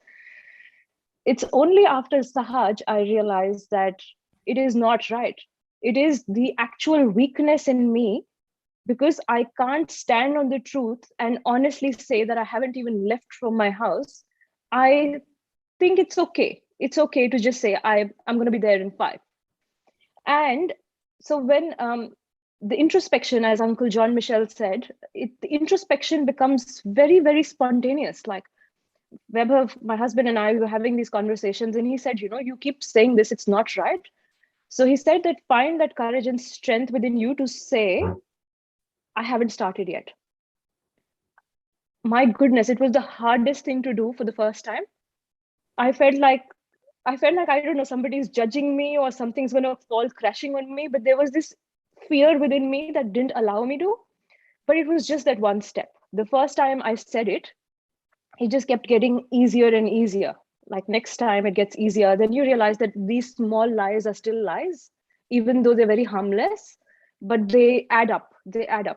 And that is like crossing that ocean of illusion. Like, that's one way of putting it, that it's getting rid of all those vices slowly, one step at a time, patiently, by finding that inner strength and courage. Because when you take that first step, you realize the strength within you. And when you fall to that negativity, if I keep saying that it's okay to say 5, I'll be there in 5 minutes, I'm basically weakening myself from within. And the moment I decide to find that courage and say that, look, I haven't started yet, I am late, all of a sudden you're taking that step out, on the positive side, on that encouraging side, and it builds. And then, getting rid of all negativity slowly becomes easier. And that big ocean of illusion, you can just cross slowly. So introspection becomes really easy.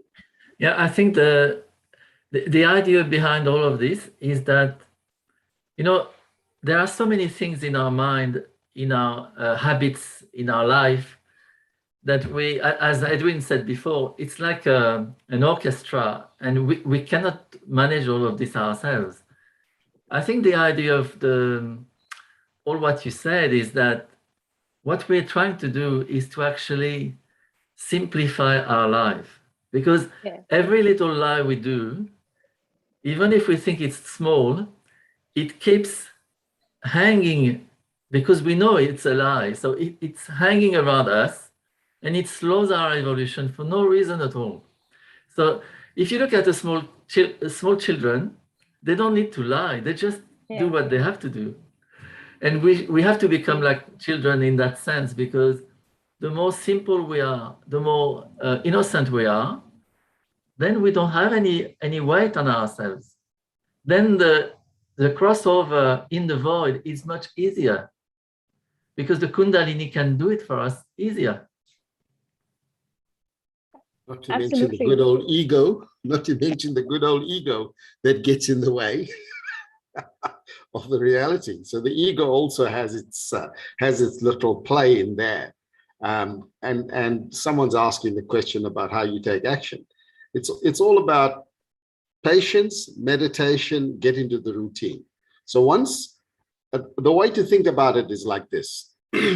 I'll give you a real live example. When I first started, how I struggled. So you come from work, you are hungry, and you've got 50 things to do after work. So you think, oh, I'll just have something to eat, I'll watch the news, and then I'll start. You have something to eat, you watch the news, fall off to sleep, and snore like hell, and you only wake up at 1 in the morning when it's too late to meditate. Yes. Exhausted, waking up the next morning more exhausted because you missed the meditation, everything. So what you have to do is what I call, you need to understand your early warning signs of the attack of the negativity. The negativity is everywhere. So the early warning signs will raise the alarm and say, I'm getting lazy. Can't be lazy. I've got 15 things to do. Change the priority. I'm not going to eat first. I'm going to do a foot soak, or I'm going to meditate first, or I'm going to sit on the ice pack first. Change the priority. That's the first thing. The second thing, be honest with yourself. If you're not honest with yourself, you can't fix anything. If you are lazy, admit it. Look at yourself and say, yes, I've been lazy today. How am I going to deal with that? The moment you face the truth, surrender it to your Kundalini and say, Mother, I've been a bad boy today. I've been lazy today. I don't know what it is. Whatever works for you, whether you're sitting in a foot soak, lying on the floor, whatever, be sincere and talk from your heart to your Kundalini. Mother Kundalini, I'm not feeling good. I've got all this work to do. Can you please clear out all this negativity within me for 10 minutes? Just relax for 10 minutes. In my experience, what happens is, after you've cleared yourself out, or you've got some music going on in the background, you don't think about it. You just move from one task to the next. And before you know it, you've got time left over to relax. Because what happens with the noise in our head, we have all these ideas and conditionings that we have. We are looking for the most efficient way to do the job. But our brain only understands efficiency the way it's been taught. But the all-pervading power is the mother of all efficiency. It can fix anything fast. So if you get out of your head and you in a thoughtless state, you are touching the power. And that's why we want to get into thoughtless awareness, and we want to be in the present. And when you're in the present, you are most powerful. And that's where you can overcome a lot of things. Uncle, what about people like, for example, I also struggle with this. I make lists. When yes. I think I'm not naturally right-sided. I'm not naturally very go. That's my personality. If I get an opportunity to laze around, I'll make myself so comfortable. That's my natural tendency. Yes. So some days when I feel like, oh, I'm going to be productive today, I can't waste my time. So the night before, I'm going to make a list. Mm-hmm. I'm going to make a to-do list that tomorrow I'm going to do this. You will be amazed. I have registers after registers full of lists after lists. I make a list every day. I'm not joking. I'm admitting this. Like you said, you need to admit it. I'm admitting it that I make lists every day. Yeah. And I don't even accomplish even a quarter. Sometimes I don't even touch on one thing that I'm supposed to do the next day. Yeah. And the list gets carried over the next day. Yeah. And it piles up. Yeah. What it does is it makes me feel really bad. A, because I know I haven't been productive. B, because I'm sort of weighing myself down with my own expectations. Yes. So for people who are not right-sided, who are not exhausted, who are just lethargic, who don't get to finishing those lists, what do they do? Yeah. So for the first question is, how realistic is your list and how important is that list? Absolutely, it is not realistic at all. Half of it might not be required at the timeline that you are setting. You are setting because of your conditionings. I have the same problem because I'm very right-sided. So you set these abnormally high expectations that you're not going to achieve. So what you have to do is you have to say, oh, this is my wish list for the day. Okay. I mean, I'll include my laundry. I'll say, I'm going to do my laundry. I'm going to iron my clothes as well. I'm going to fold them and put it in the almirah as well. I'm going to sweep and mop as well. I'm going to make sure the kitchen is done. I'm going to make sure whatever job I have, I'm going to do that as well. I'm going to buy the groceries as well. It's maybe I plan too much for the day, which is, like you said, not realistic. No, you have to delegate. Yeah, well, you haven't got anyone to delegate. That's the other problem. That's Viber is too busy on his own. We know that. Viber needs someone else to delegate too. So here's the thing. Because we've created this importance in our head, and we are being driven mentally. That's why you need to get out of the head. And okay, so let's look at a typical list of yours. You got to wash the dishes, you got to iron the clothes, and you have to cook the food. Okay? Now, if I looked at those three things on your list and I had to prioritize it, I wouldn't do it like you because, you know, men are from Mars and women are from Venus and all those nice things. So I wouldn't think about it like that. I would think about, okay, if I don't wash the dishes, what's going to happen? They can't go and tell the neighbors that they haven't been washed. If I didn't iron the clothes, I don't think they will complain and no one will know that they haven't been ironed. But if I don't have the food, I will get hungry and the worms will complain. So let's do the food first. You understand what I'm saying? You start, and that will come from your meditation, clearing, and all those things. And knowing what your thing is and being so pedantic about it, the more you put your attention on it, your enlightened attention, the Kundalini will work it out for you. But the other thing is, remember, if you don't want to give the problems to the divine, then you think you can solve it yourself, you'll struggle with it. You need to surrender it. That is the key. You know, surrender the problems to the Kundalini. And the funny thing is that you said that men are very different. Whenever I never show my lists to WebHub, I never do, because I stash them as a secret because I feel too embarrassed to share it. So every time he sees it, he says, you said, you know, priority. According to him, nothing that I do is priority, even though it is important. I feel that's how I run the house. He feels nothing is priority. He'll say that if I need to, for example, he'll always focus on, say, for example, if I have to change my job, he will say that, you know, you have to, he feels like I procrastinate. Now I'll tell you, I'll admit it. Behind the garb of all the household work I have to do, there is always something more important I have to do, and that is never on the list. Unfortunately, in my case, it is that high priority thing. I don't even put it on the list. I put all my mundane household chores, and I feel a lot of women do that. It's a very feminine thing to do. I think we don't prioritize ourselves, and that's why the left-sidedness comes in. We eventually feel like we feel like we don't prioritize ourselves, and so nobody prioritizes us. We feel like we're not important enough, and that's the thing that most women complain about a few years later. So Hitoshi, do you want to add something to that? I know you're a clinical psychologist, right? Yeah. Well, we're gonna take 2 cents of yours on that. I feel that's a very important thing because I know a lot of women feel that we don't prioritize ourselves. That very important thing that I want to do for myself is never on my list. Yeah. Well, I don't see much problem in your case actually, because I'm seeing so many, much more disturbed people every day. So I think you like planning. That's all, I guess. But anyway, I can tell you that the pathological case in that instead, pathological case, so that it can make extreme case can make things quite easy. So pathologically, when it comes to the planning and also the repetitive thinking, then that's the tendency of the obsessive mind, OCD, in the worst case. Yeah. So some people cannot checking the things repeatedly. Some people cannot stop thinking the same thing again and again.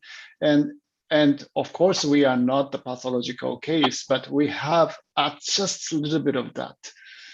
And just a little bit of that, we can, if we can see, then it's normally, I feel it's something to do with the worries or the fear. Yeah, that's right. So it's something to do with the center heart. Yeah, I agree. I agree, because I have a story that reflects a little bit that. I don't know if it's exactly the same, but it happened to me. I was engaged to do some work at the school in India. I'm an architect, so I was designing this an extension of the school in India, and at that time in Sydney, I had a very important client who was about to sign a contract, and I was asked to go to India, to Dharamshala, and I had just 2 days to make the decision. So I said, okay, I go. Oh. But the thing is, I stayed there for 10 days. I went to Ganga River, then to Dharamshala. For the whole 10 days, I was in constant worry. I was in fear of losing that contract. And it was poisoning my time, my attention from day one, all the trip.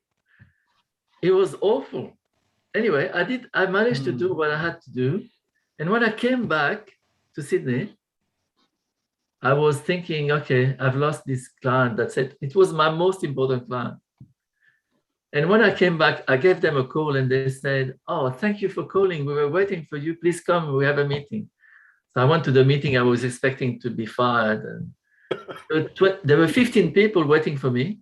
And they said, oh, Jean-Michel, thank you for coming. Okay, we would like to sign the contract. Where is it? And I was completely amazed. And I realized that for these 10 days, I was worried for no reason at all. My only issue was fear. Yeah. Because the whole universe is actually working for us every day. We don't know. Absolutely. And the moment we go beyond the fear, everything happens. So I think it's the same for all your day-to-day planning. It must be some kind of worry and fear that creeps in and makes you worry about, I will not be able to do what I have to do. But we got to break that cycle. Uncle John and Hitoshi, you've hit the nail on the head. I feel I don't put finding a job on the list or changing my job on the list because I feel I can't do it for some reason. It's that insignificant fear in me, which makes me put it right at the bottom or sometimes not even on the list. And I'm constantly, it doesn't go away from my head. I'm obsessing about it inside, worrying myself. But there you go. It is absolutely the same. And I feel most of us do it. Monica, I would like to bring to your attention, Jean-Michel mentioned that at Nabhi, we have to introspect. So some new people will be asking, what is introspection? I think we need to explain to them introspection, because when I first came to Sahaj classes, I also had that, how to introspect, how to do it. All that went in my mind. So I think we can enlighten our seekers about that. Yes. Absolutely, Auntie. So what answer did you get? So what I got is, I had to ask this question inside me when I sit or after meditation. What I did is correct. Whatever actions that I did, is it right or not? Did I hurt anyone today? Did I say the right things? Did I scold? Because I was a teacher. So was I harsh to my students? So how can I make this chakra, more sweet to them? And these things I improved myself to be a better person. So this is actually introspection. So anything else? So you're saying that when we go back to the qualities, the introspection can be as simple as just knowing what quality each chakra has and asking to yourself, did those qualities manifest in me today? Like, yes, did I speak sweetly? Was I compassionate? Was I satisfied? Was I loving? Was I angry? Was I forgiving? Yes. So but when you ask these questions, what you need to do is you ask the question and then you wait. You just wait until you get the answer. You just wait in silence. And personally, I like to introspect sitting on the grass and putting my hands on the Mother Earth, and I ask a question. For example, if this situation happened to me again, I will ask myself, are you afraid? Do you have any fear? I will ask the question, and then I want to see and wait and see, is it yes or is it no? If it is yes, I'm going to ask the question, why am I afraid? And I wait for the answer. This is how I introspect.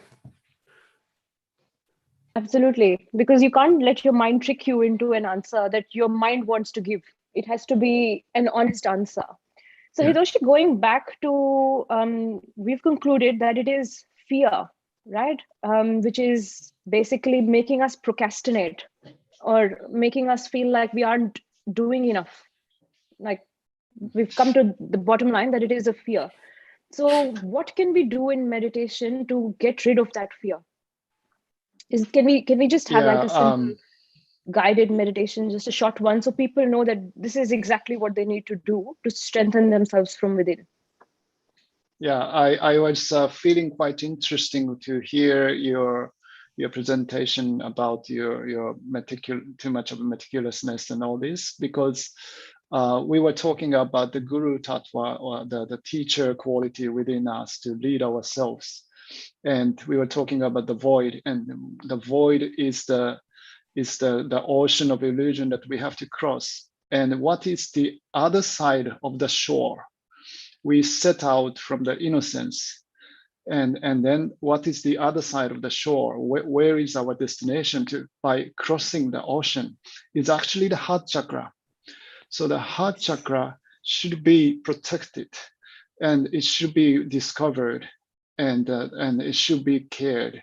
So we need to go to the heart chakra. Kundalini will rise to the heart chakra, and then it's like a bridge. And when the bridge is done, then we feel okay. We can cross that, and it's crossing every day. Kundalini is rising every day, every moment. This part of void, maybe in a very thin string, but it will be strengthened in a very much like everyday meditation can strengthen that flow of Kundalini from Muladhara to actually to the heart, to the Vishuddhi, Agya, and Sahasrara. So that vertical jump is the most important. And I'm going to quickly, just so people know, I'm going to quickly show it on the screen so they understand that when you're saying, when we cross the ocean, we reach I'm just going to bring the subtle heart system chakra on the screen for a minute. Yep. So you can see this is our subtle system right here. Mm-hmm. And then we are talking about the void, which is the around all these abdominal area, and we can see the central channel. Central channel is not the real line; it's like a dot line, which means we have to cross this part, and then the destination is the heart. Yep. Yeah. So, shall we do the little bit of simple work for heart chakra? Yep. Okay, so let's put our right hand on our central part of our heart. And then we can raise our attention above our head. Attention here. And within ourselves, we can pray, Mother Kundalini, please take away all the worries, all the fears.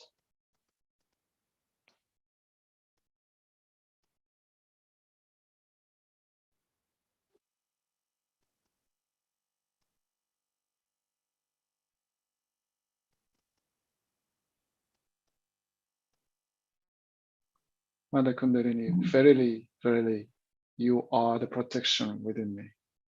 You are the refuge within me. Please remove all the fear and worries, anxieties.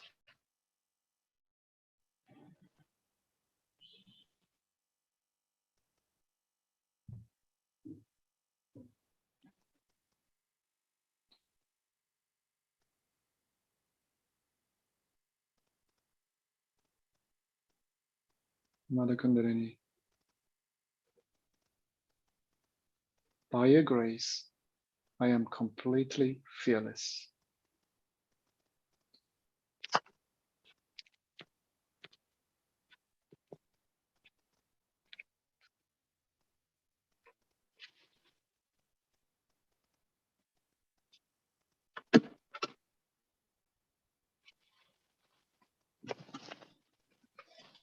Thank you for giving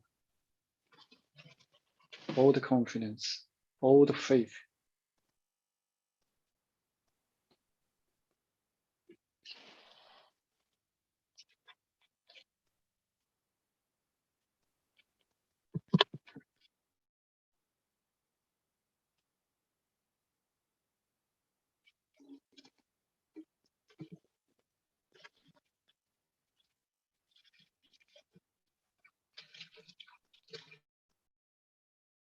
Okay, let's open our eyes slowly.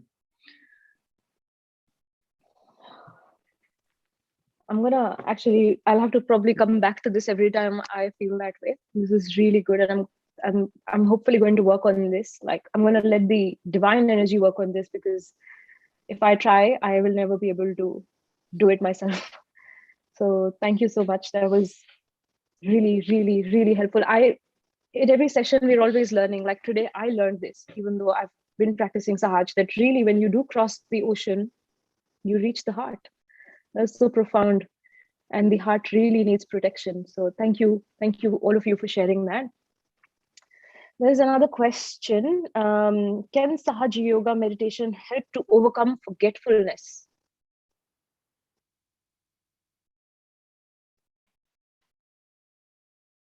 I forgot. So I'm gonna leave Whatever this should question be to you guys. forgotten, whatever should be forgotten should be forgotten, I think. I think it's a blessing in a way. Important if you In a can't way. remember. No, but if it is if you can't remember. on a serious note, if people do struggle with it, I remember Shri Mataji said that your memory really sharpens after Sahaj, in a way that you only remember things that you're supposed to remember, not what you're trying to remember. So,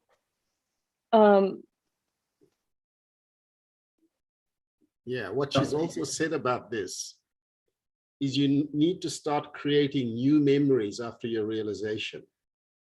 Because there are some of the memories that you have, like that causes the fear, causes the anxiety, that causes all the guilt. You don't want to hang on to those. Some of them are deep-seated depending on the nature of what brought it on. So stick to your meditation and try to latch onto all those little moments, those timeless moments when you felt the joy from your meditation, and keep reminding yourself how you felt at that time, and start building on those new memories. Yeah, So, there is. Yeah. Yeah. No, that's true.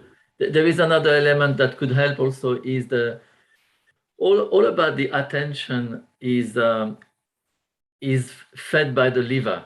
The liver gives us the power of focus and attention, and maybe forgetfulness also comes from the lack of sustenance of our attention.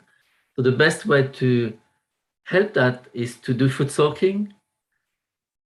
Use this technique of the left hand on the lever and the right hand to the sky. All this clearing on the right side probably I would think would help for that as well. Is to strengthen our attention. This will help us go more into silence, have a better memory. You know.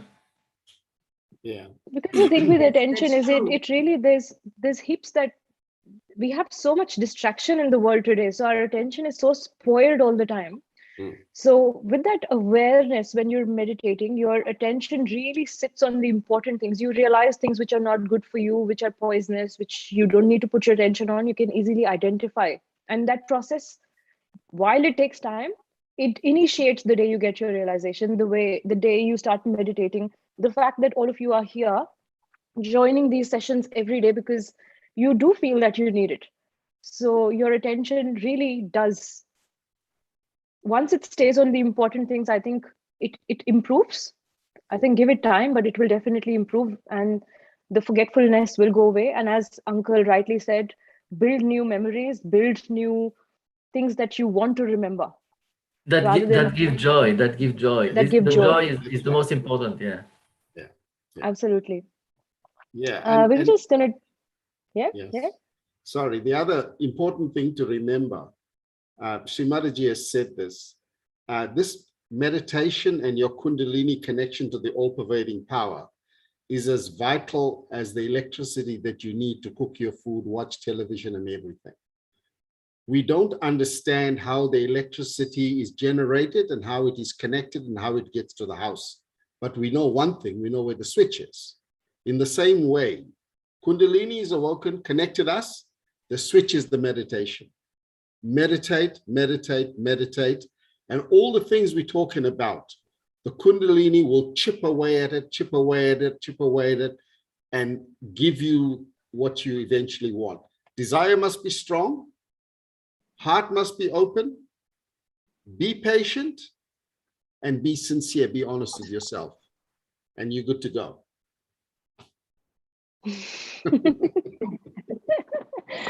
Yeah, these are the Swadhishthanas. So your thumbs represent, there's a reason why he's put it up, because the seat of your attention lies right on this chakra. So it will work out. Yes. Right. All right, we're going to take one last question. This has been such a happy panel today. So many questions have been answered personally for me, so I feel so satisfied. So Sudarshan wants to know about pranayam. Is it okay to do pranayam? So pranayam is that, I think it's the breathing exercise. So what relevance does it have, and is it okay to do it? If he's doing it, is he mixing up things? Or is it just because I feel it's just yoga, it's just a breathing exercise, but I'm going to ask you guys to answer that. So who's going to raise their hand for this one? Nirmala. Come on. Yes, Auntie Nirmala has been quite quiet. You know, we normally take, we breathe in and out to settle down our attention. We don't go into deep into pranayama as such. So we also have done is we use this finger to close one nostril and then we breathe through. We have done that to settle down. But some of them have all those, you know, I don't know what they call it, what sessions they go to. We don't have to go to that extent. All we need to do is to breathe in, breathe out, to settle down, to calm ourselves down before meditation. So that's all we need to do, this breathing exercise. Yeah, while I mean, we are breathing all the time. Yeah, while the Yeah, air without element is, knowing it, you know, no, we are not conscious, we are breathing day and night. But this is just to settle our attention. yeah. The advice, if someone asks me for the advice, I will just ask them to stop any things that they're not sure of, and just stick with the Sahaja meditation for now. When your vibrations settle down and your Kundalini settles, all you have to do is put your hands out and ask the question, should I continue with pranayama? And if you should, it'll be cool. If you shouldn't, you'll feel nothing, or you'll probably get burnt or whatever, depending whether it's good for you. But if it's cool, it's good. If it's hot, it's not. So Yes. you'll get all your answers on your fingertips. Settle down in the meditation now and give yourself a chance to feel the full might of your Kundalini above your head and on your hands. That is your baseline foundation to your spiritual journey. And if you get that right, everything else and all the things we told you and the techniques we've taught you will take you there. You don't need anything else, quite frankly. So actually, Sudarshan, for you and for Sean, I'm just going to say this once in a very clear manner. There's a lot of truth in what the Indian science had when it was initially released back in thousands and thousands of years ago. There was a lot of truth in that. Unfortunately, that truth has been molded so many times. So while you guys have so many questions about the ancient sciences, what is available now is super adulterated.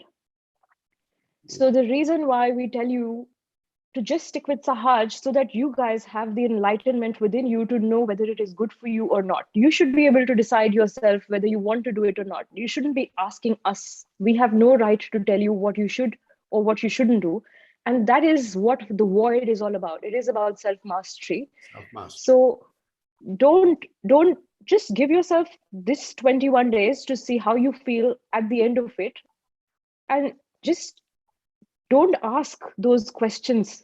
Don't let your mind go to all those different practices that you've heard of. You will ultimately land on them in a pure manner once you yourself are enlightened. You'll know how much to do and what to do and to what extent to do. Like Auntie Nirmala rightly said, there is nothing wrong in pranayam because we are breathing in, breathing out day and night. We use it only to settle our attention so that if we've run, for example, if we've been running around and we want to sit for meditation, we just want to let ourselves be a bit, okay, let's breathe in a couple of times so we can feel a little balanced. But then your awareness will tell you that I don't need to sit and do, I mean, what is the need? What is the need really when all you want to do is just come in balance? Then you don't want to go. A lot of these exercises put you on a very right-sided mode, again, which is imbalanced. These exercises, these yogas are a bit aggressive if not done with proper awareness. So like I said, there's a lot of truth in them, but you know how they say that swan can pick milk and water, it can separate it. So for example, if you mix milk and water and put it in front of a swan, the swan has the capacity to just drink the milk and leave the water behind. So our goal should be to develop ourselves in a way where we can pick and choose what is good for us, not just take anything that comes our way. So that is your self-mastery, isn't it? Yeah. And also to remember, it's a living process. The divine process is a living process, and it can evolve as the needs require. So for example, a good example is, why are we not riding horses now? Because we've got cars, we've got efficient machinery to take us around. We get on an airplane and go to places because it's efficient, and the divine has provided that for us. So you need to it's, as the loose term is, horses for courses. So right now you are getting the Rolls Royce to attempt your spiritual journey. Why would you want a bicycle? Sit in the Rolls Royce and let your Kundalini take you where you want to go. That's to just give you a very crude explanation, because a lot of the only thing constant in the world at the moment is change. Everything is changing. Now, if you want to just bury your head in the sand and think, oh no, nothing is changing, you might still be looking for a phone, that works, plugs in or something, but we're in mobile phones now. What I'm saying is the world is changing so fast.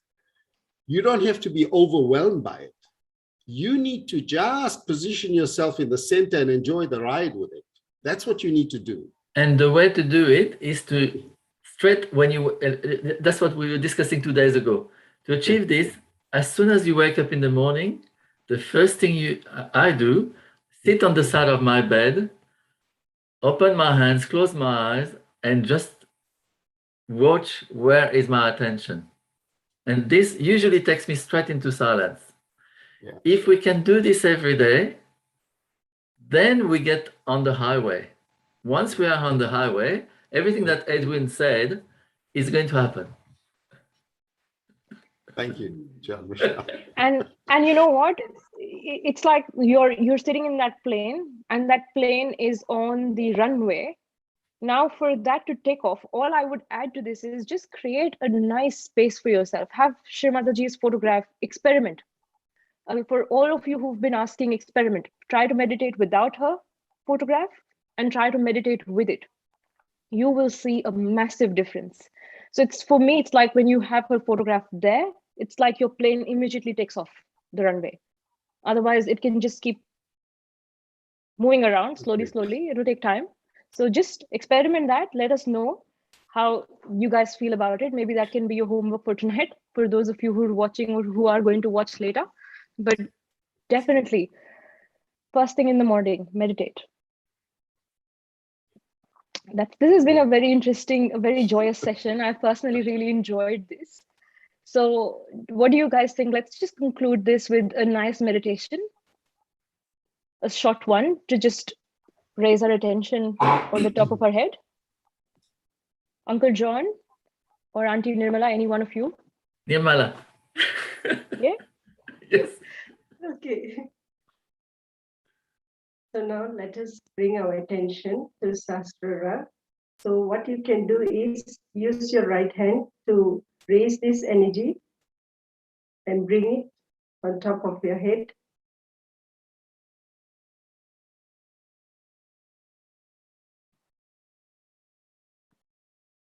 And see that it settles down there.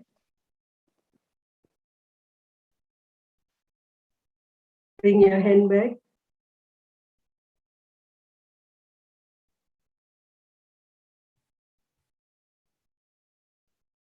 Mother Kundalini,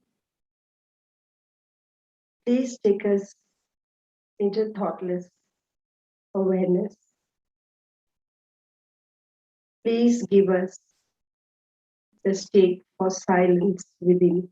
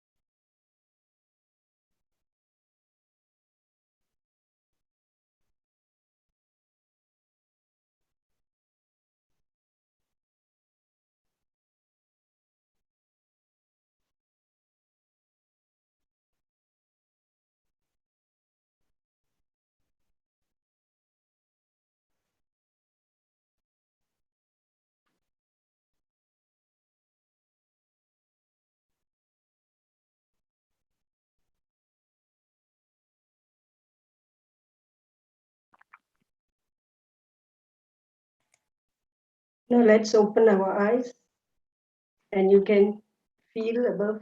It was so effortless, right? I mean, compared to just now, it was very effortless towards the end. As you know, we were all connected and our attention is here.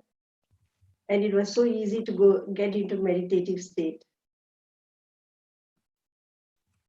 So I hope all can feel. Auntie, can we raise our Kundalini and put ourselves in a bandhan together? Yes, we can all do it together. So let's raise our Mother Kundalini. Twirl and give it a knot. I think everybody has been doing it, and I think all of yeah.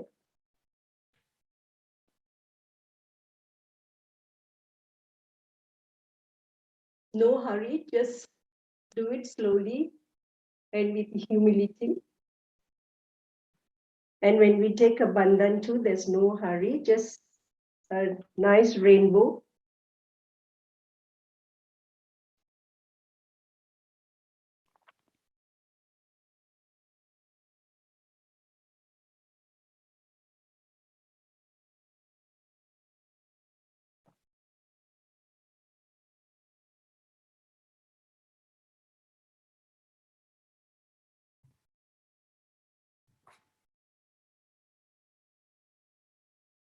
And we say thanks to the power of love.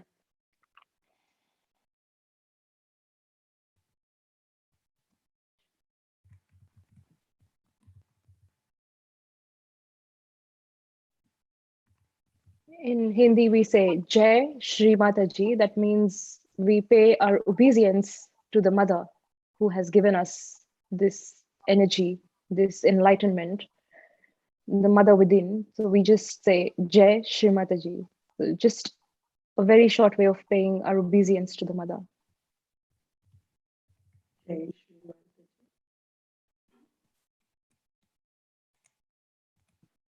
So thank you all. It was a lovely, very, very joyous session. A fantastic way to finish the session today, and lovely to be here in Australia because we don't have to do anything after this. We can just go to bed straight after. Lockdown. So... New South Wales is always on lockdown, is it, John Michelle? Lockdown. Well, but for yeah. Thank goodness you don't have to hide under the bed. Well, you know, you still have freedom of movement. Just enjoy the free space. No, that was a very nice program. Thank you so much. Thank you so much for every one of you who have your day ahead. We wish you all the best for your day. Happy meditating, continue meditating, keep in touch. We're available for you on WhatsApp. Any questions you might have, just leave them there. Pardon us if we weren't able to answer all of them. A very, very sincere thank you to all our panelists here, and to Tom for amazing music, and to all the lovely participants who've been joining every day, encouraging us to do this more and put more heart into it. So thank you so much. And most importantly, thank you to our mother, Shri Mataji, who has given us this divine knowledge and who has given us all this joy in our heart that we can share it with you. So we look forward to seeing you tomorrow, same time, and happy meditating. Thank you. Bye-bye. Good night, everybody. Good night, everyone. Good night. Bye. Good night. Thank you so much to the Cosmos and all you guys. Very nice.